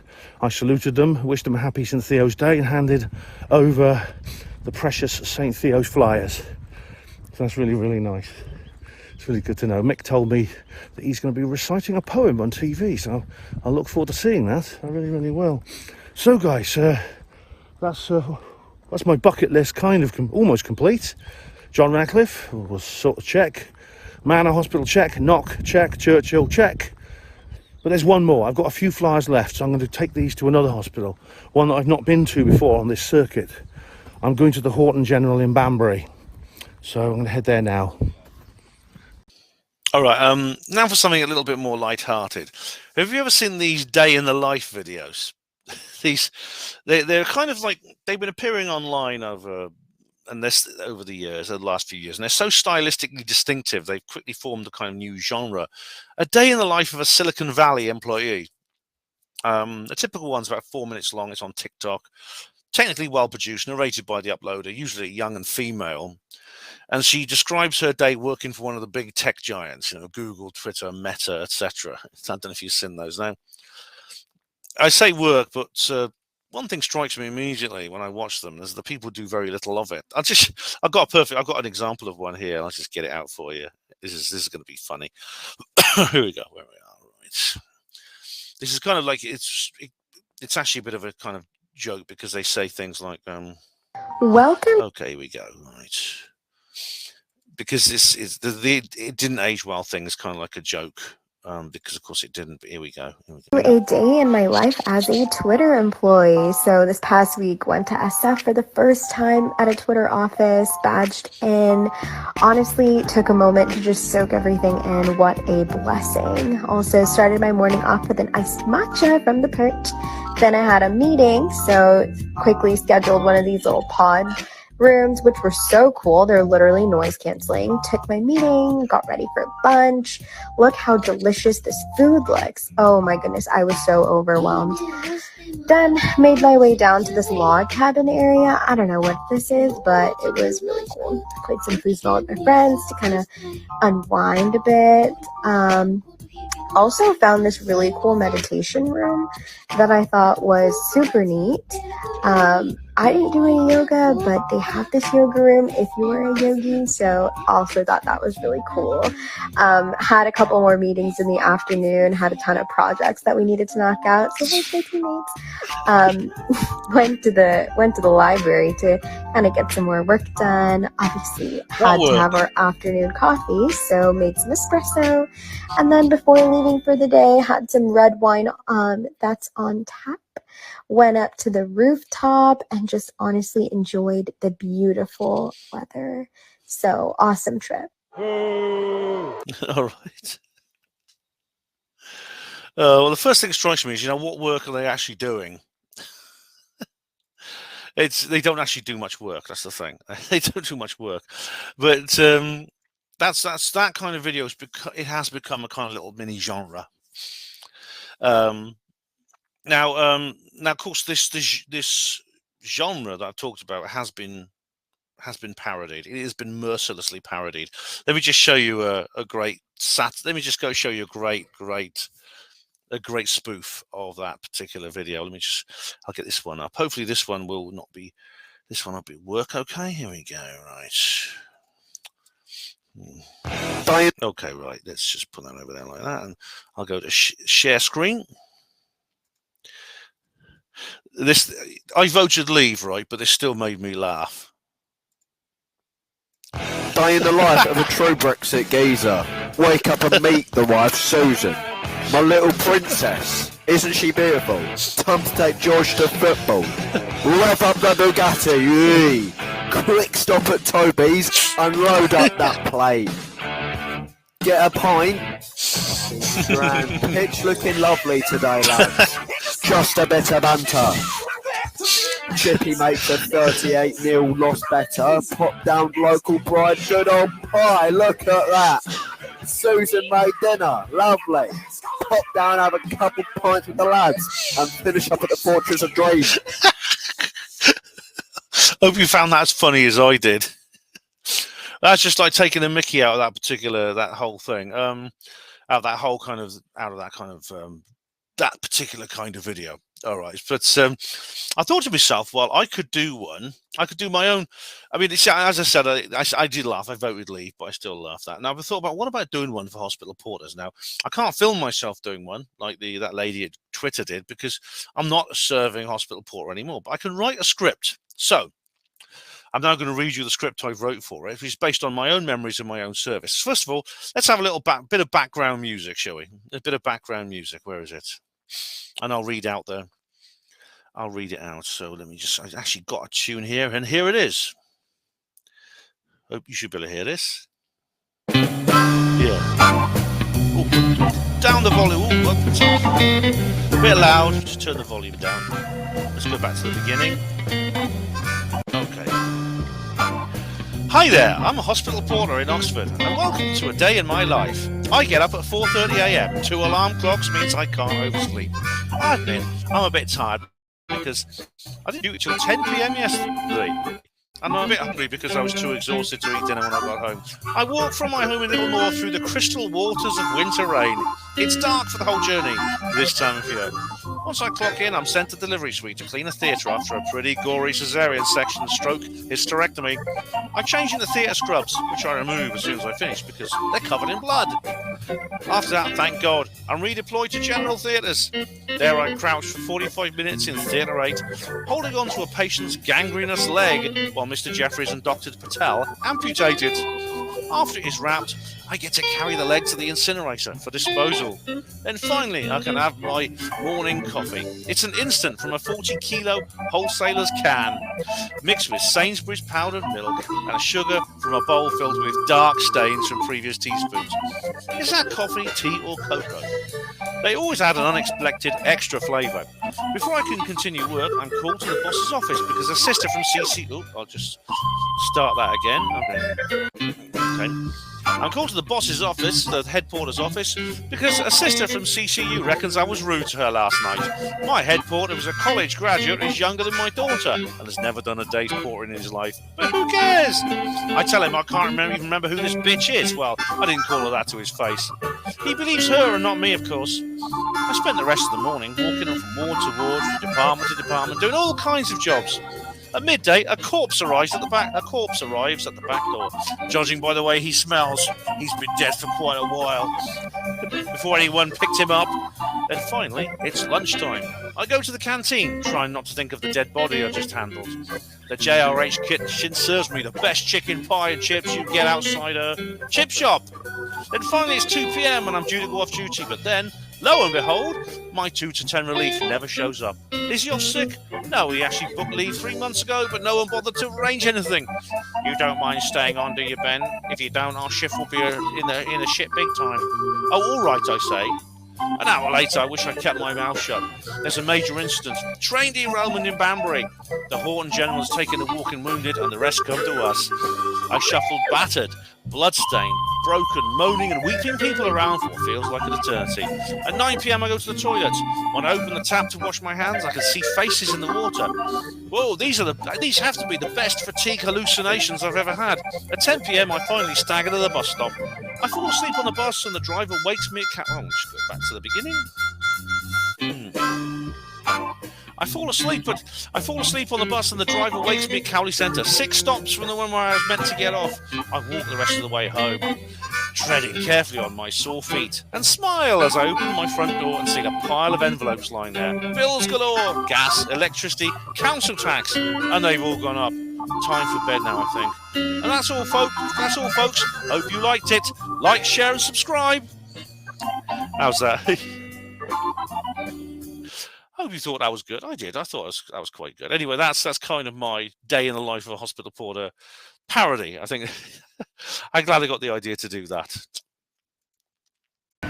Well, hello there. Welcome to Oxford Station. Now, we've been here many times before, haven't we? Trips to Probe, trips to the Awakening Conference, going to various other places. Well, this time I'm on a mission for the hospital porters. I'm not going to any conference. I'm going to the Horton General Hospital in Banbury. Now, Banbury is Oxfordshire's second city. It's a large town, probably about a quarter the size of Oxford in the north of the county, and it has a general hospital there, the Horton General. And the quickest way to get to Banbury is by train. I mean, you may have seen me go through Banbury station on previous videos, because it's one of the stops on the way north. In fact, it's the last stop before Oxford, so it's only about a 20-minute train ride, so shouldn't take long to get there once the train is here. Okay, guys, we're going to come back to Paper Mask, but this time, yep, I did it. I finally bit the bullet, and I read the book. Now, I do go through phases when I'm feeling totally masochistic. I either beat myself over the forehead with a cricket bat, or I decide to do something like this. And I've been plucking up courage to do this for a long time. Yep, I actually read the book of Paper Mask. Now, the novel A Paper Mask was published in 1987, and it was penned by the film screenwriter, who's a Scotsman called John Colley. Now, the author, you'd be surprised how mainstream he is, because he's written scripts for other films as well, including some Disney ones, Happy Feet, Star Cops, which are much better, actually. Now, this is a guy who graduated from Edinburgh, graduated in medicine from the university. He comes from Edinburgh. He practiced in Cambridge, probably Addenbrooke's, also Bath and Bristol, which may be why the Harris Hennessy character flees to Bristol under his fake identity. Now, Matthew Harris is like Ripley, the anti-hero of this series of books by Patricia Highsmith. But as I said before, he's not a likable or admirable central character. As I said, he's a ruthless liar, an exploiter, a coward. He only feels fear, and he only feels it for his own welfare. And he's capable of murder, if necessary, as indeed Harris is, Harris Hennessy. As a doctor, Colley must have researched porters. He must have spoken to the porters, gone around with them, talked to them.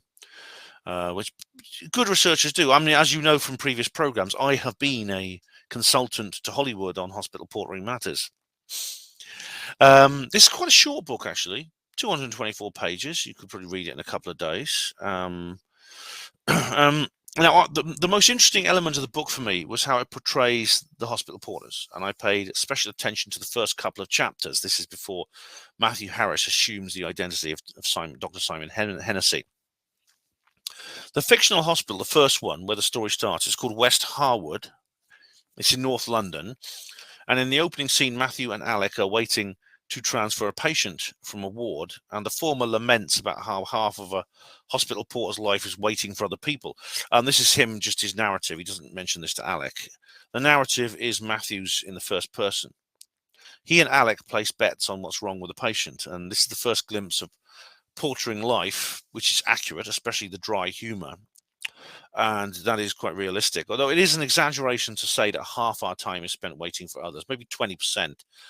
However, in the next scene, I read this. There is not much pleasure to be derived from endlessly transferring patients from ward to ward, unquote. Firstly, that's not the only role played by a porter. And secondly, most people who expressed a preference said that they did find that duty enjoyable. I was even once told by an obs and gynae consultant that who had portered during his holidays from a medical school for 2 months. He said, "I will never forget it," he said. "It changed my life." Just 2 months in his holidays in hospital portering. Harris is a very observant man, and during his aforementioned downtime, he watches the doctors and nurses at work. He watches them suturing wounds, inserting drips, changing dressings, the myriad of other medical routine tasks, and he begins to see doctors as what he calls a pretty ordinary bunch, and that medicine was ridiculously straightforward. Now, that's a deluded judgment. Doctors and nurses have to train for years and continuously study very hard to learn to do what they do. Experts always make things look easy to someone who doesn't know. Unlike in the film, Harris and the real Simon Hennessy become acquaintances, and Harris feels a bitter envy towards him. And in fact, when Hennessy dies, Harris feels a rush of pleasure.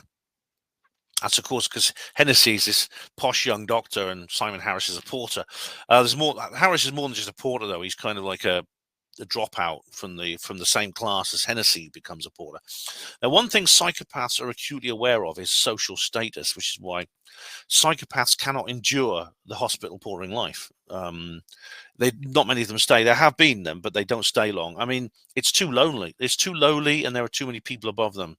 I've known at least one psycho in my own portering career, but he didn't leave long. He left portering to go up the ladder, although by a more conventional and lawful route than Harris did. Now, Harris is unwilling to get too close to his brother porters because he said, "I'd be infected by their hopelessness." He's a horrible man. He notices how in pubs near the hospitals where staff congregate, the West Harwood appears not to have a social club. He said there's a subconscious social segregation. The doctors and nurses all crowd round each other in the lounge while the porters congregate by the dartboard. Now, that's an acute observation, but unlike Harris, I never saw that as a bad thing. It's just the way, it's just natural. It's just the way humans respond. We are tribal. We form different groups and we segregate within those groups. Now, Alec Moran, he's a more developed character in the book than he is in the film, and he actually expresses some of the sentiments that I do. He actually says this. He says, "We're a crucial part of the system, Matthew. We inject a bit of humor, a bit of goodwill. You can't put a price on that." Alec is a proud and dignified hospital porter. Way to go, brother. But Matthew Harris, he dismisses his friend's ideals with very cold cynicism. He says, "Any fool can wheel trolleys about." Not true. It takes a special kind of person to do it. To do that task well and to stick at it, it takes a special kind of person. So Harris, he's this dark, dour individual. He rejects his Alec's positivity, as many people have rejected mine. He believes it's nothing more than a false aggrandizement of menial labour. That's how he calls it in the book. And he says it's characteristic of the Scottish working class. He's very anti-Scottish. He refers to Alec at one point as a blundering Celtic oaf. Matthew doesn't fit in with his brother Portus. He's different. His parents were very middle class, and you can tell by the accent of the character in the movie and the way he talks in the book. His mother ran a shop, and his sister is a hotel manager in Hong Kong. And his mother cannot hide her disappointment in me, he says. Because Harris, you see, he considers himself a washout, but also paradoxically, he's a snob. The plot of the book is more or less the same as the film, which you'd expect, seeing as John Colley adapted the script himself. He adapted the script himself. There are a few deviations, though. For example, Christine gets her own voice. There's some letters that she writes to a friend at the start of each chapter.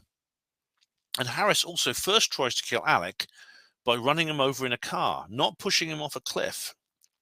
The finale of the book is much more open-ended, and there's a hint on the very last page that Matthew Harris is not going to get away with his chicanery after all. Now, because the novel is a first-person narration, it's difficult to grasp the author's own opinions on hospital portering. All we know is the derogatory attitude the Matthew Harris character feels towards us. The book portrays porters in a manner that is equally patronising and insulting, but I got the impression that this attitude might, after all, be an essential element of the theme rather than the author's personal derision. So I feel far more well-disposed towards John Colley now I've read the original novel. Generally, my opinion of the book and the film is the same, but my feelings towards the story, they kind of mellowed slightly. I'm glad I read this book. Honestly, the things I do for the porters, you wouldn't believe it. I arrive here, it's train for Banbury, leaves 12:25. I run out to catch it and it pulls away from the station just when I'm leaving. I think it doesn't matter because there's one at 12:39. I checked it on National Rail. I look at the notice board, it says there's one at 12:39. I go back and I go across the platform, I look at the same notice, another notice board, it says it's not there. The next one is, well, even the one at like 1:25 is cancelled. It's the one at 1:39. It's the usual thing. I've been there a minute earlier. I'd have caught the 12:25. So now I have to wait an hour and a quarter for the next train to Banbury. That's how I feel. So I hope St Theo is smiling down on me and will give me a gift as a reward for my service to HPANWO. Alright, I'm outside Oxford Station, as you can see. I'm afraid I've got bad news. I'm going to have to cancel my trip to Banbury. It seems like something's gone very badly wrong with the scheduling. I don't know exactly what it is, but the it looks like the 1339 train is going to be cancelled as well, and it's going to end up with a replacement bus service. God knows how long they could take. I asked her, she said that we're going to just find out how many people are going first, and then we will. We may not be able to get people all on the same set of buses. So it's like the whole schedule's falling apart. If I want to get to Banbury now, it's going to take me, well, surely a 20-minute train journey could take me 2 hours or so, and I've got to get back again somehow, and who knows what the train services will be like coming back. So I'm afraid I'll have to, what I'll do is I'll send my St Theo's flyer to the Horton General by post, like I did the national flyers, as you saw earlier, and maybe a visit to Horton General is something for next year's St Theo circuit. So apologies to my proud brother porters at the Horton General. But you know I love you as I love any hospital porter, but my commitment is not quite that strong. Okay, my brother and sister porters from the Horton General Hospital. Very sorry I couldn't deliver this to you in person. Very sorry I couldn't deliver this to you in person, but hopefully I will be able to do that next St Theo's Day. A happy St Theo's Day to you all. Okay, I think I might have brought this up last year, but I'm going to bring it up again in a bit more detail now, because it's about, I talk a lot about stereotypical hospital portering characters, the ones that I've identified. There's only one of those I really can't understand, and that is the serial reliever. I've talked about the serial reliever before. A serial reliever is a hospital porter who basically spends his entire working life in portering, but every so often, usually 2 or 3 times a decade, he will leave portering for another job, usually one outside healthcare entirely, and then he will return to portering after anything from a few weeks to a couple of months. And this behavior just makes no sense to me. It makes no sense at all, because they gain nothing from it. In fact, they're quite the opposite. They lose a lot of benefits and they take a big risk, because leaving the NHS can sometimes be a one-way ticket, even if you don't get dismissed like I was.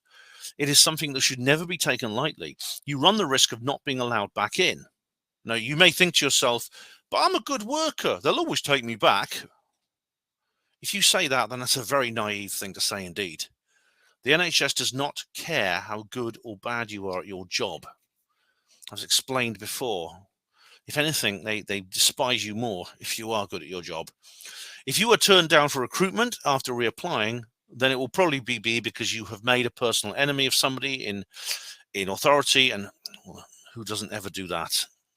Because I have known a couple of serial relievers who were blocked from rejoining because of this. I mean, one of them really deserved it, and I was quite glad.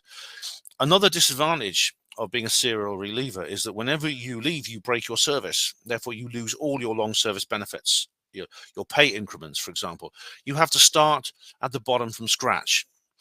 I mean, all of us, we have what they call the Whitley Council, which you have a payment tree, which they call it in the Whitley Council, which means you start at the bottom, and then every year of service, you get a little bit more money.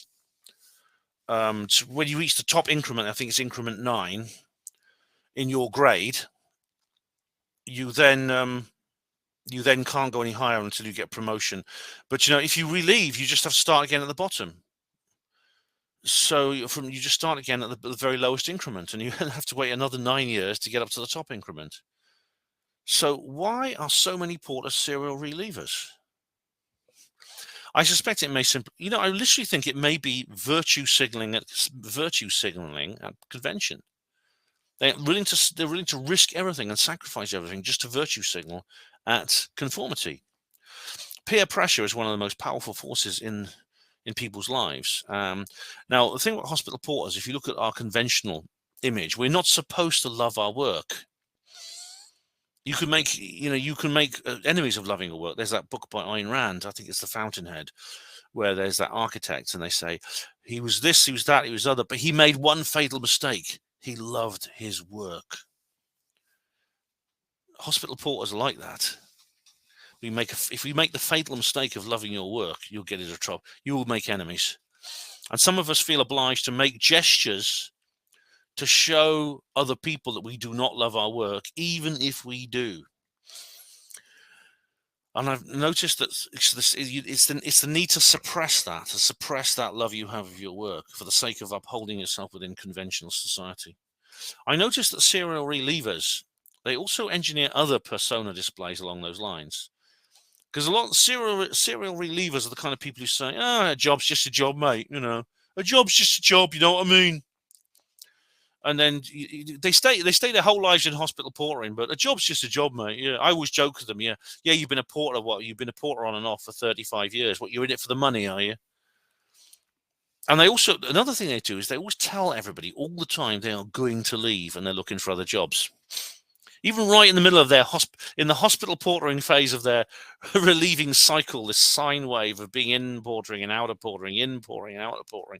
I remember there was this delivery suite porter. He's one of the ones I've mentioned when it comes to sort of things like, he's the guy who does the kind of taking the mickey thing, the guy who said, let's top up on all shifts. It was him.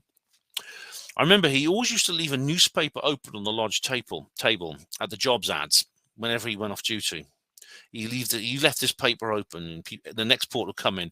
You'd see that paper open at the jobs page, and he was clear. He was dropping hints about what his supposed intentions were. Funnily enough, he wasn't a serial reliever. He actually stopped. He left once and came back. I remember. Then he stopped. So you couldn't call him a serial reliever, I suppose. And it is frustrating for me to see this, and it's tragic. Because if these people are so attached to the hospital portering service and they work their whole lives in it, and they spend their whole working lives within it, why not just admit it? Just admit it and stay in it permanently. Oh, I don't understand some people. I really don't. Oh yeah, one more thing I forgot to mention. The bloody cafeteria in there's gone cashless. Just to put the cherry on the cake. Now, one thing I love to do whenever I make these videos is to try and find a famous person who was a hospital porter, and I found another one. It's Simon Le Bon. Now, anyone younger than me is going, who are you talking about, man? Who are you talking about? Well, for 80s kids, Duran Duran was a name on everyone's lips, and it brings up happy memories for me. School discos, mullet hairstyles, girls in leg warmers, oh yeah, squealing with excitement. Now, Duran Duran was probably the leading act in the new romantic, musical scene of the early 80s. They were renowned for their very stunning videos, abstract lyrics, and for the band members' status of sex symbols. I mean, if you want to take a look at their videos, just get a load of Union of the Snake. Look at that video. I actually made a video about that years ago. And you'll see what I mean if you watch that video about how weird and interesting it is. They were formed in 1978 by 4 young men from Birmingham. Quickly became enormously successful. There were musical journalists actually who were saying that they were going to be the new Beatles. Yeah, Duran Duran were the new Beatles. as the lead vocalist, Le Bon was the focus of Duran Duran's fame, and he actually married a girl from Oxford called Yasmin. I remember, I knew her mum actually, and when she received death threats from Simon's jealous female fans, like Paul McCartney did in the 60s, the real Paul McCartney. Now, Simon joined the band in 1980, just before they got to the hit parade. And before that, he'd been in a punk band called Dog Days. But most importantly of all, he was a hospital porter. He joined the crew at Northwick Park Hospital in the London borough of Brent. He served as a theatre porter and an A&E porter during the 70s before he took up singing full-time. Now, there's an interesting article by this guy called Rupert Lloydell. Now, he was another HP, actually, and he was at Northwick Park, and Rupert and Simon, they were not friends, but they were shift partners. Rupert left portering in 1980 to teach sailing and art in Michigan, USA. Oh, strange career development for a HP. Then he returned to Britain and signed on for a second period at the hospital. Serial reliever, you know. When he asked the other porters where Simon was, they sort of shrugged and said, "Don't you know?" And they pointed at the TV set. And what do they see? There was their brother porter, Simon Le Bon, singing to crowds of thousands. Now, I suppose the majority of people would call this transformation something on the lines of, he started from humble beginnings, went up in the world. But Rupert himself actually says, he's a bit more generous. He says, anyone who works long enough in the arts and lives long enough comes across others who became famous, who made it big. They appear on TV or have successful exhibitions. It makes one feel you stand a chance. Yeah, well, there's nothing wrong with that if that's what you want to do. But as you know, I regard the situation differently. So I salute my extremely proud and dignified brother porter Simon. He kept me entertained as a child, but I followed in his illustrious footsteps. And we're not talking music here. No, far more important than that. Now, you guys, those of you who watch regularly, you'll be familiar with Jack, the guy called Jack Shaw. That's not his real name. He's one of the most infamous figures, actually, that I talk about in these videos. Now, he's a strange character because I talked before about popping the question, and most people I pop the question to, who pop the question to me, I do it. They did it once and they just let the matter go. As I said, it's very, very rare did people really make a big issue of it, which is strange to think someone would make an issue about the choices other people make in their lives. But Jack was different. Now, I don't know why. He became obsessed with this. He became very extreme. My little answer of no was like, I suppose he was the equivalent of, he was some kind of stalker. No, he's some kind of bunny boiler. I could make a kind of, I could actually make a satirical film, a joke of humorous film, sort of based. I could write a story based on what's it called, Fatal Attraction. But it would be the equivalent. It would be Jack. Me popping the question, me saying no, and him going on about it. I don't know if it's because of it or despite it, but it's maybe because he had been a porter for himself. He was a porter for 5 years. Then he went up the ladder to get a nursing diploma, and eventually he qualified as an ODP, operating department practitioner. What's weird is as the years went by, his insistence got worse. He got more and more intense, and I was luckily only for a couple of months in the same department as him, that is general theatres, but we were sitting in front of everyone. He'd say things like, "You're nuts for not doing your training, Ben. Nuts." And notice the way he said that. Your training. He didn't say you're nuts for not doing ODP training or nursing training and going on from porter. He said your training as if he meant the inevitable training a porter has to have because you're not allowed to stay as a porter. This idea of becoming, being a porter and then doing something else, going on to nursing, it's going up in the world, up the ladder, as he called it. Okay, he'd use like opportunity, but what he really meant was mandate. And it's really strange. There's some people, and he wasn't the only one. I mean, no one else pushed it like he did. But when I said no, I'm proud to be a porter, it's like they literally could not understand what I was saying. I think NPCs are real, you know. Anyway, you know, despite this, I mean, I maybe I put up with more excrement from him than I should have, because this may have a lot to do with this may have a lot to do with my experiment. If you watch my video, Nice Guys, a reply to Stefan Molyneux, you'll know what I mean, because I kind of make a confession in there that I was doing like I was playing a hoax on people, basically. It's a long story. You can watch that video if you want. But he did eventually push me too far, and I just told him that I should just fuck off and leave me alone, basically.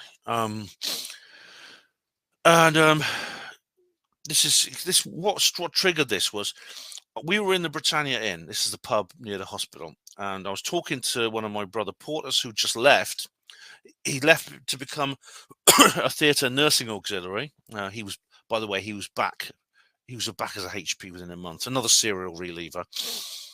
And I gave him my best wishes, just wishing my best. And Jack was standing next. He went berserk. He hurled abuse at me in front of everyone. And just a word of warning, all right? If you underestimate me, you will regret it. I responded with equally aggressive words, and I stormed off. This was in the middle of my experiment. Just imagine what I'm like now. As well as being angry, though, I was baffled. I mean, how dare he try to tell me, a grown man, what to do with his own life? I mean, did he ever look in the mirror and think, this is really weird? The way I'm behaving is just really weird. Doesn't make any sense at all. Did he ever do that? Did he ever ask himself why he suffered from this mania? Anyway, I didn't see him for a while. Then I saw him again in the Brit, and he was more subdued. He kind of popped the question one last time in a kind of light-hearted, joking manner, and I just said no in a joking manner. He eventually left Oxford in the end.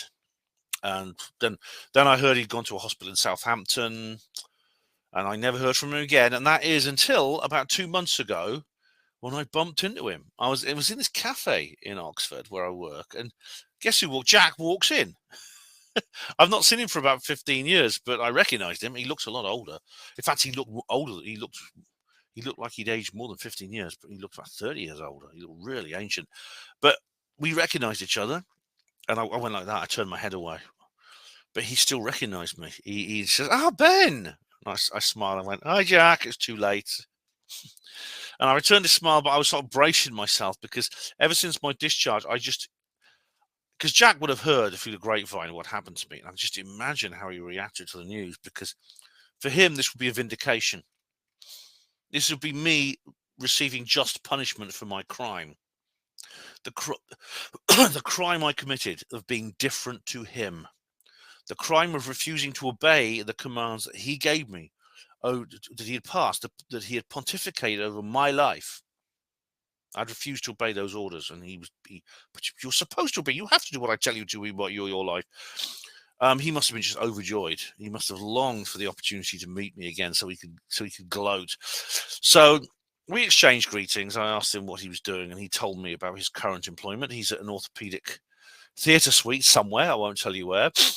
And he was in the area visiting old friends, people who were still at Oxford. And then came the moment I'd been dreading. I'm not sure if it was my paranoid imagination, but I saw a subtle, smug smile break out on his face. "So, Ben, I heard you've been sacked. What are you doing with yourself these days?" Now, I hadn't planned what happened next. I hadn't planned it at all. It was instinctive. And it was almost like I lied. And I lied so elaborately. It was almost like the gods of mischief, Loki or whatever it was helping me out. I said, "I'm at a private hospital now in London. Harley Street, actually," I said.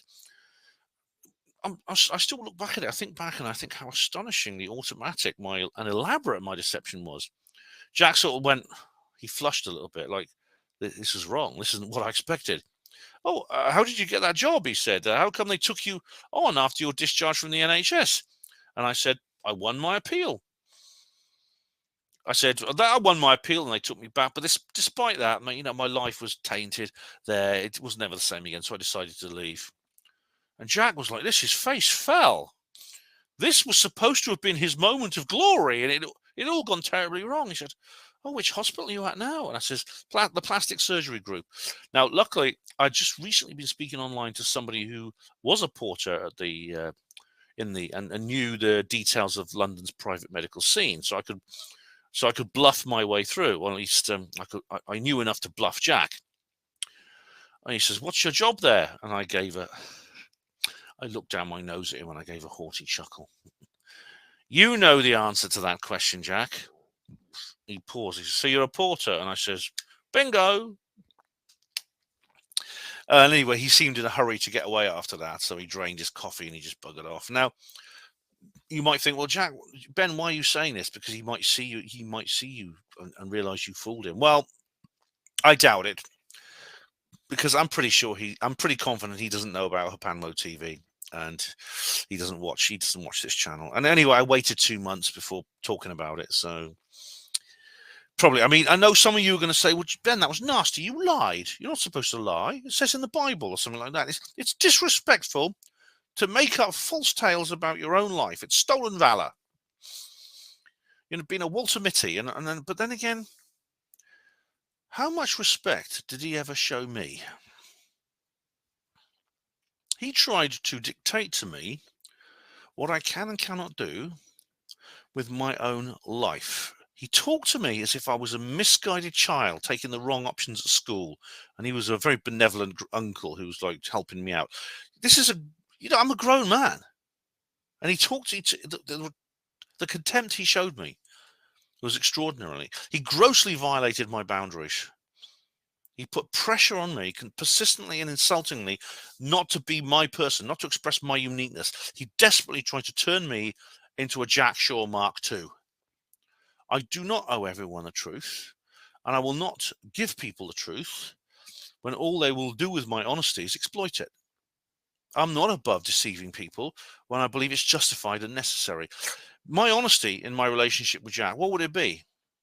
It would be simply a case of me handing him a stick to beat me with.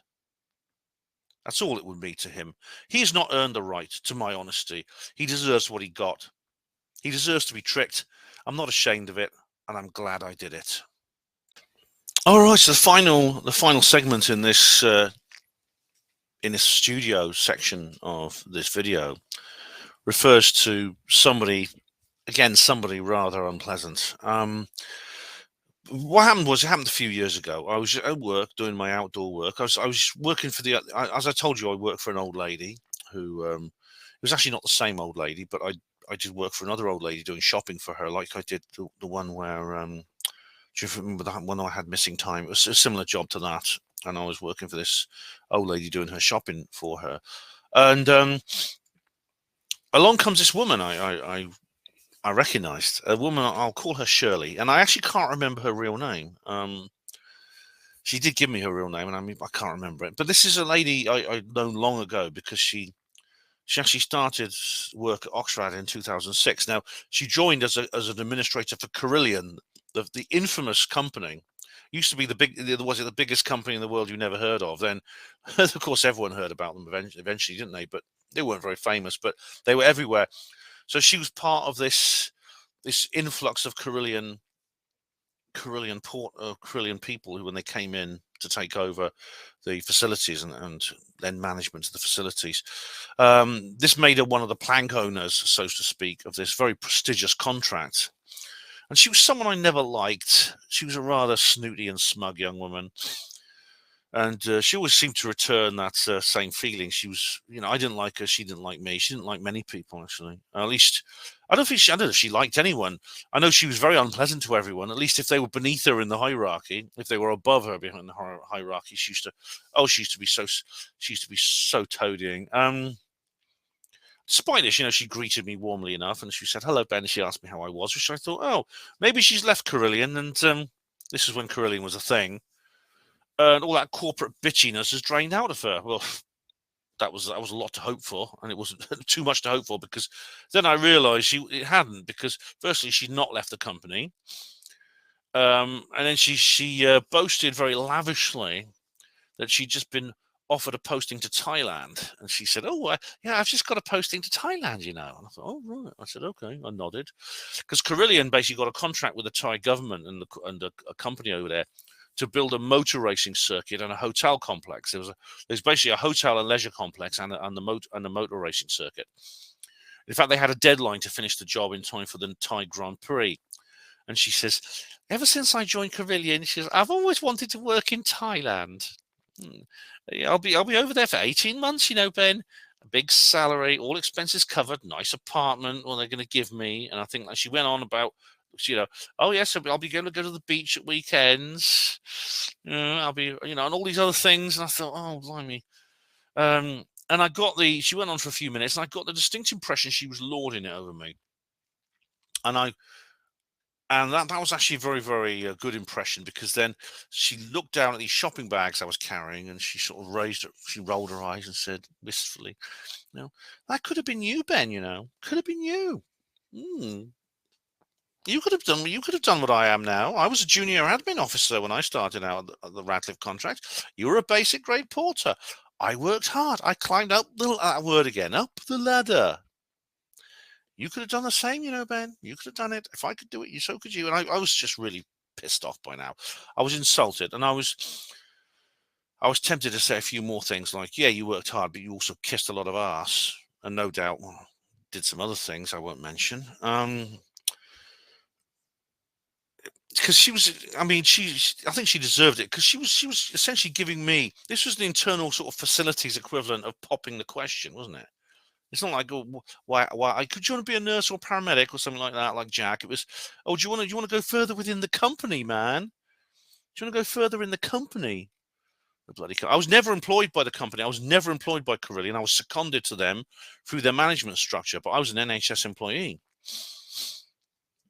I just shrugged and said, well, I've got no regrets. And then our conversation ended. I said goodbye to her. She said goodbye to me, and I never saw her again. I don't know how she got on in Thailand. Oh, my posting to Thailand. Yeah, sure. But I imagine it was not quite the luxury adventure she hoped for, because a couple of years later, Carillion folded, didn't it? And it became a massive national scandal. For most people, that's the first time they ever heard of Carillion. So Ben, you may be asking me that question. You know, you weren't very ambitious, were you, Ben? You've never really achieved anything in terms of conventional success, have you? You could have done she's right. Why didn't you do what she did? Well, believe it or not, the fact that I didn't do what Shirley did, it's got nothing to do with my lack of ability. It's got nothing to do with my lack of ambition. It's because I know how this system works. I know how the management promotion structure works. I know how public sector contractors work. And if you want to ascend that stinking stairway, you've got to be the right kind of person. You know what that means? It means somebody. If I did what Shirley did, I'd be somebody you would not even recognize. I'd be looking like a robot. I'd be talking like a robot. I'd be looking like a waxwork, coming out with the same cliches all the time. Come across, you know, service provider, you know, all this sort of stuff. I'd be coming out with the usual corporate slogans all the time. These people, they literally speak in a series of cliches. I'd have to compete with others for promotion, which usually you have to do through very illegitimate means and very unethical means. You have to stomp on your rivals. You have to undermine your colleagues so you can get the promotion. You have to smile sweetly at your superiors, and maybe do other things as well, which I don't like to think about, in order to advance to the next stage. I've got a feeling Shirley's done some of that, although I don't know specifically. If you are a person who prides yourself on being a maverick, of being unique, like me, then that is not tolerated. Worse still, I mean, again, like me, something else I'm proud of, having an independent set of principles and the willingness to act in accordance with them. I'm very proud of myself for doing that. I was faced with the choice of doing that or not doing it, and I chose to, and I'm glad. And I think there must have been something about me from the very earliest days because I was a basic grade porter for 23 years. Sure, I acted up. I was I acted up as a working senior for a few weeks, or even a full senior once. But this was to cover leave of absence. And people who are off sick and whatever. I was never considered for promotion, permanent promotion. I never got that, what you always hear people get, right? And indeed, it happened at my hospital. They would get a quiet word in their ear saying something like, this post coming up for senior porter or deputy head. It may be in your interest to apply for that post, because I can tell you informally now that you have a good chance of being appointed to it. I never got that little word in my ear, never, not once. They never even considered that I'd be sort of promotional material. And you know what? It took me a while to realize it, right? And if you're in this situation, you may not have realized it yet, but I was being paid an enormous compliment. Well, that was my St Theo's circuit for 2023. It was actually shorter than I hoped. I'm sorry I couldn't get to the Horton General once again. I really, really wanted to. But that's something for next year. I will be sending the porters, my brother and sister, proud and dignified hospital porters at the Horton General Hospital. I will be sending them at least one flyer in the post for the party. And the party's not till later next month. It's a long time after St Theo's Day itself. As for everyone who's watched, whether you're a hospital porter or whether you're a civilian, I'd like to wish you a very, very happy St Theo's Day. Enjoy it in the traditional way, usually with a drink, but in any way you see fit. Thank you for accompanying me on this little journey today. It's been very nice to have you with me. I'm Ben Emlyn Jones, your friendly neighbourhood ex-hospital porter. Thank you for watching HPANWO TV. Hospital porters, pride and dignity. Stop the New World Order. Being socialising and not wanting to tell people what you do for a living because you're ashamed. A parent asking your girlfriend why she can't find someone with a better job. A student radiographer being told she's being too friendly to the porters and that she has standards to maintain. And and those are real stories, by the way. And it gets worse. It lingers on every day of your life. And when we are struck down, there are no parades for us. No one doffs their hats. We are forgotten and ignored. There is no Hospital Porters Memorial. Well, not yet. No Hospital Porters Honours list, although I have done one recently.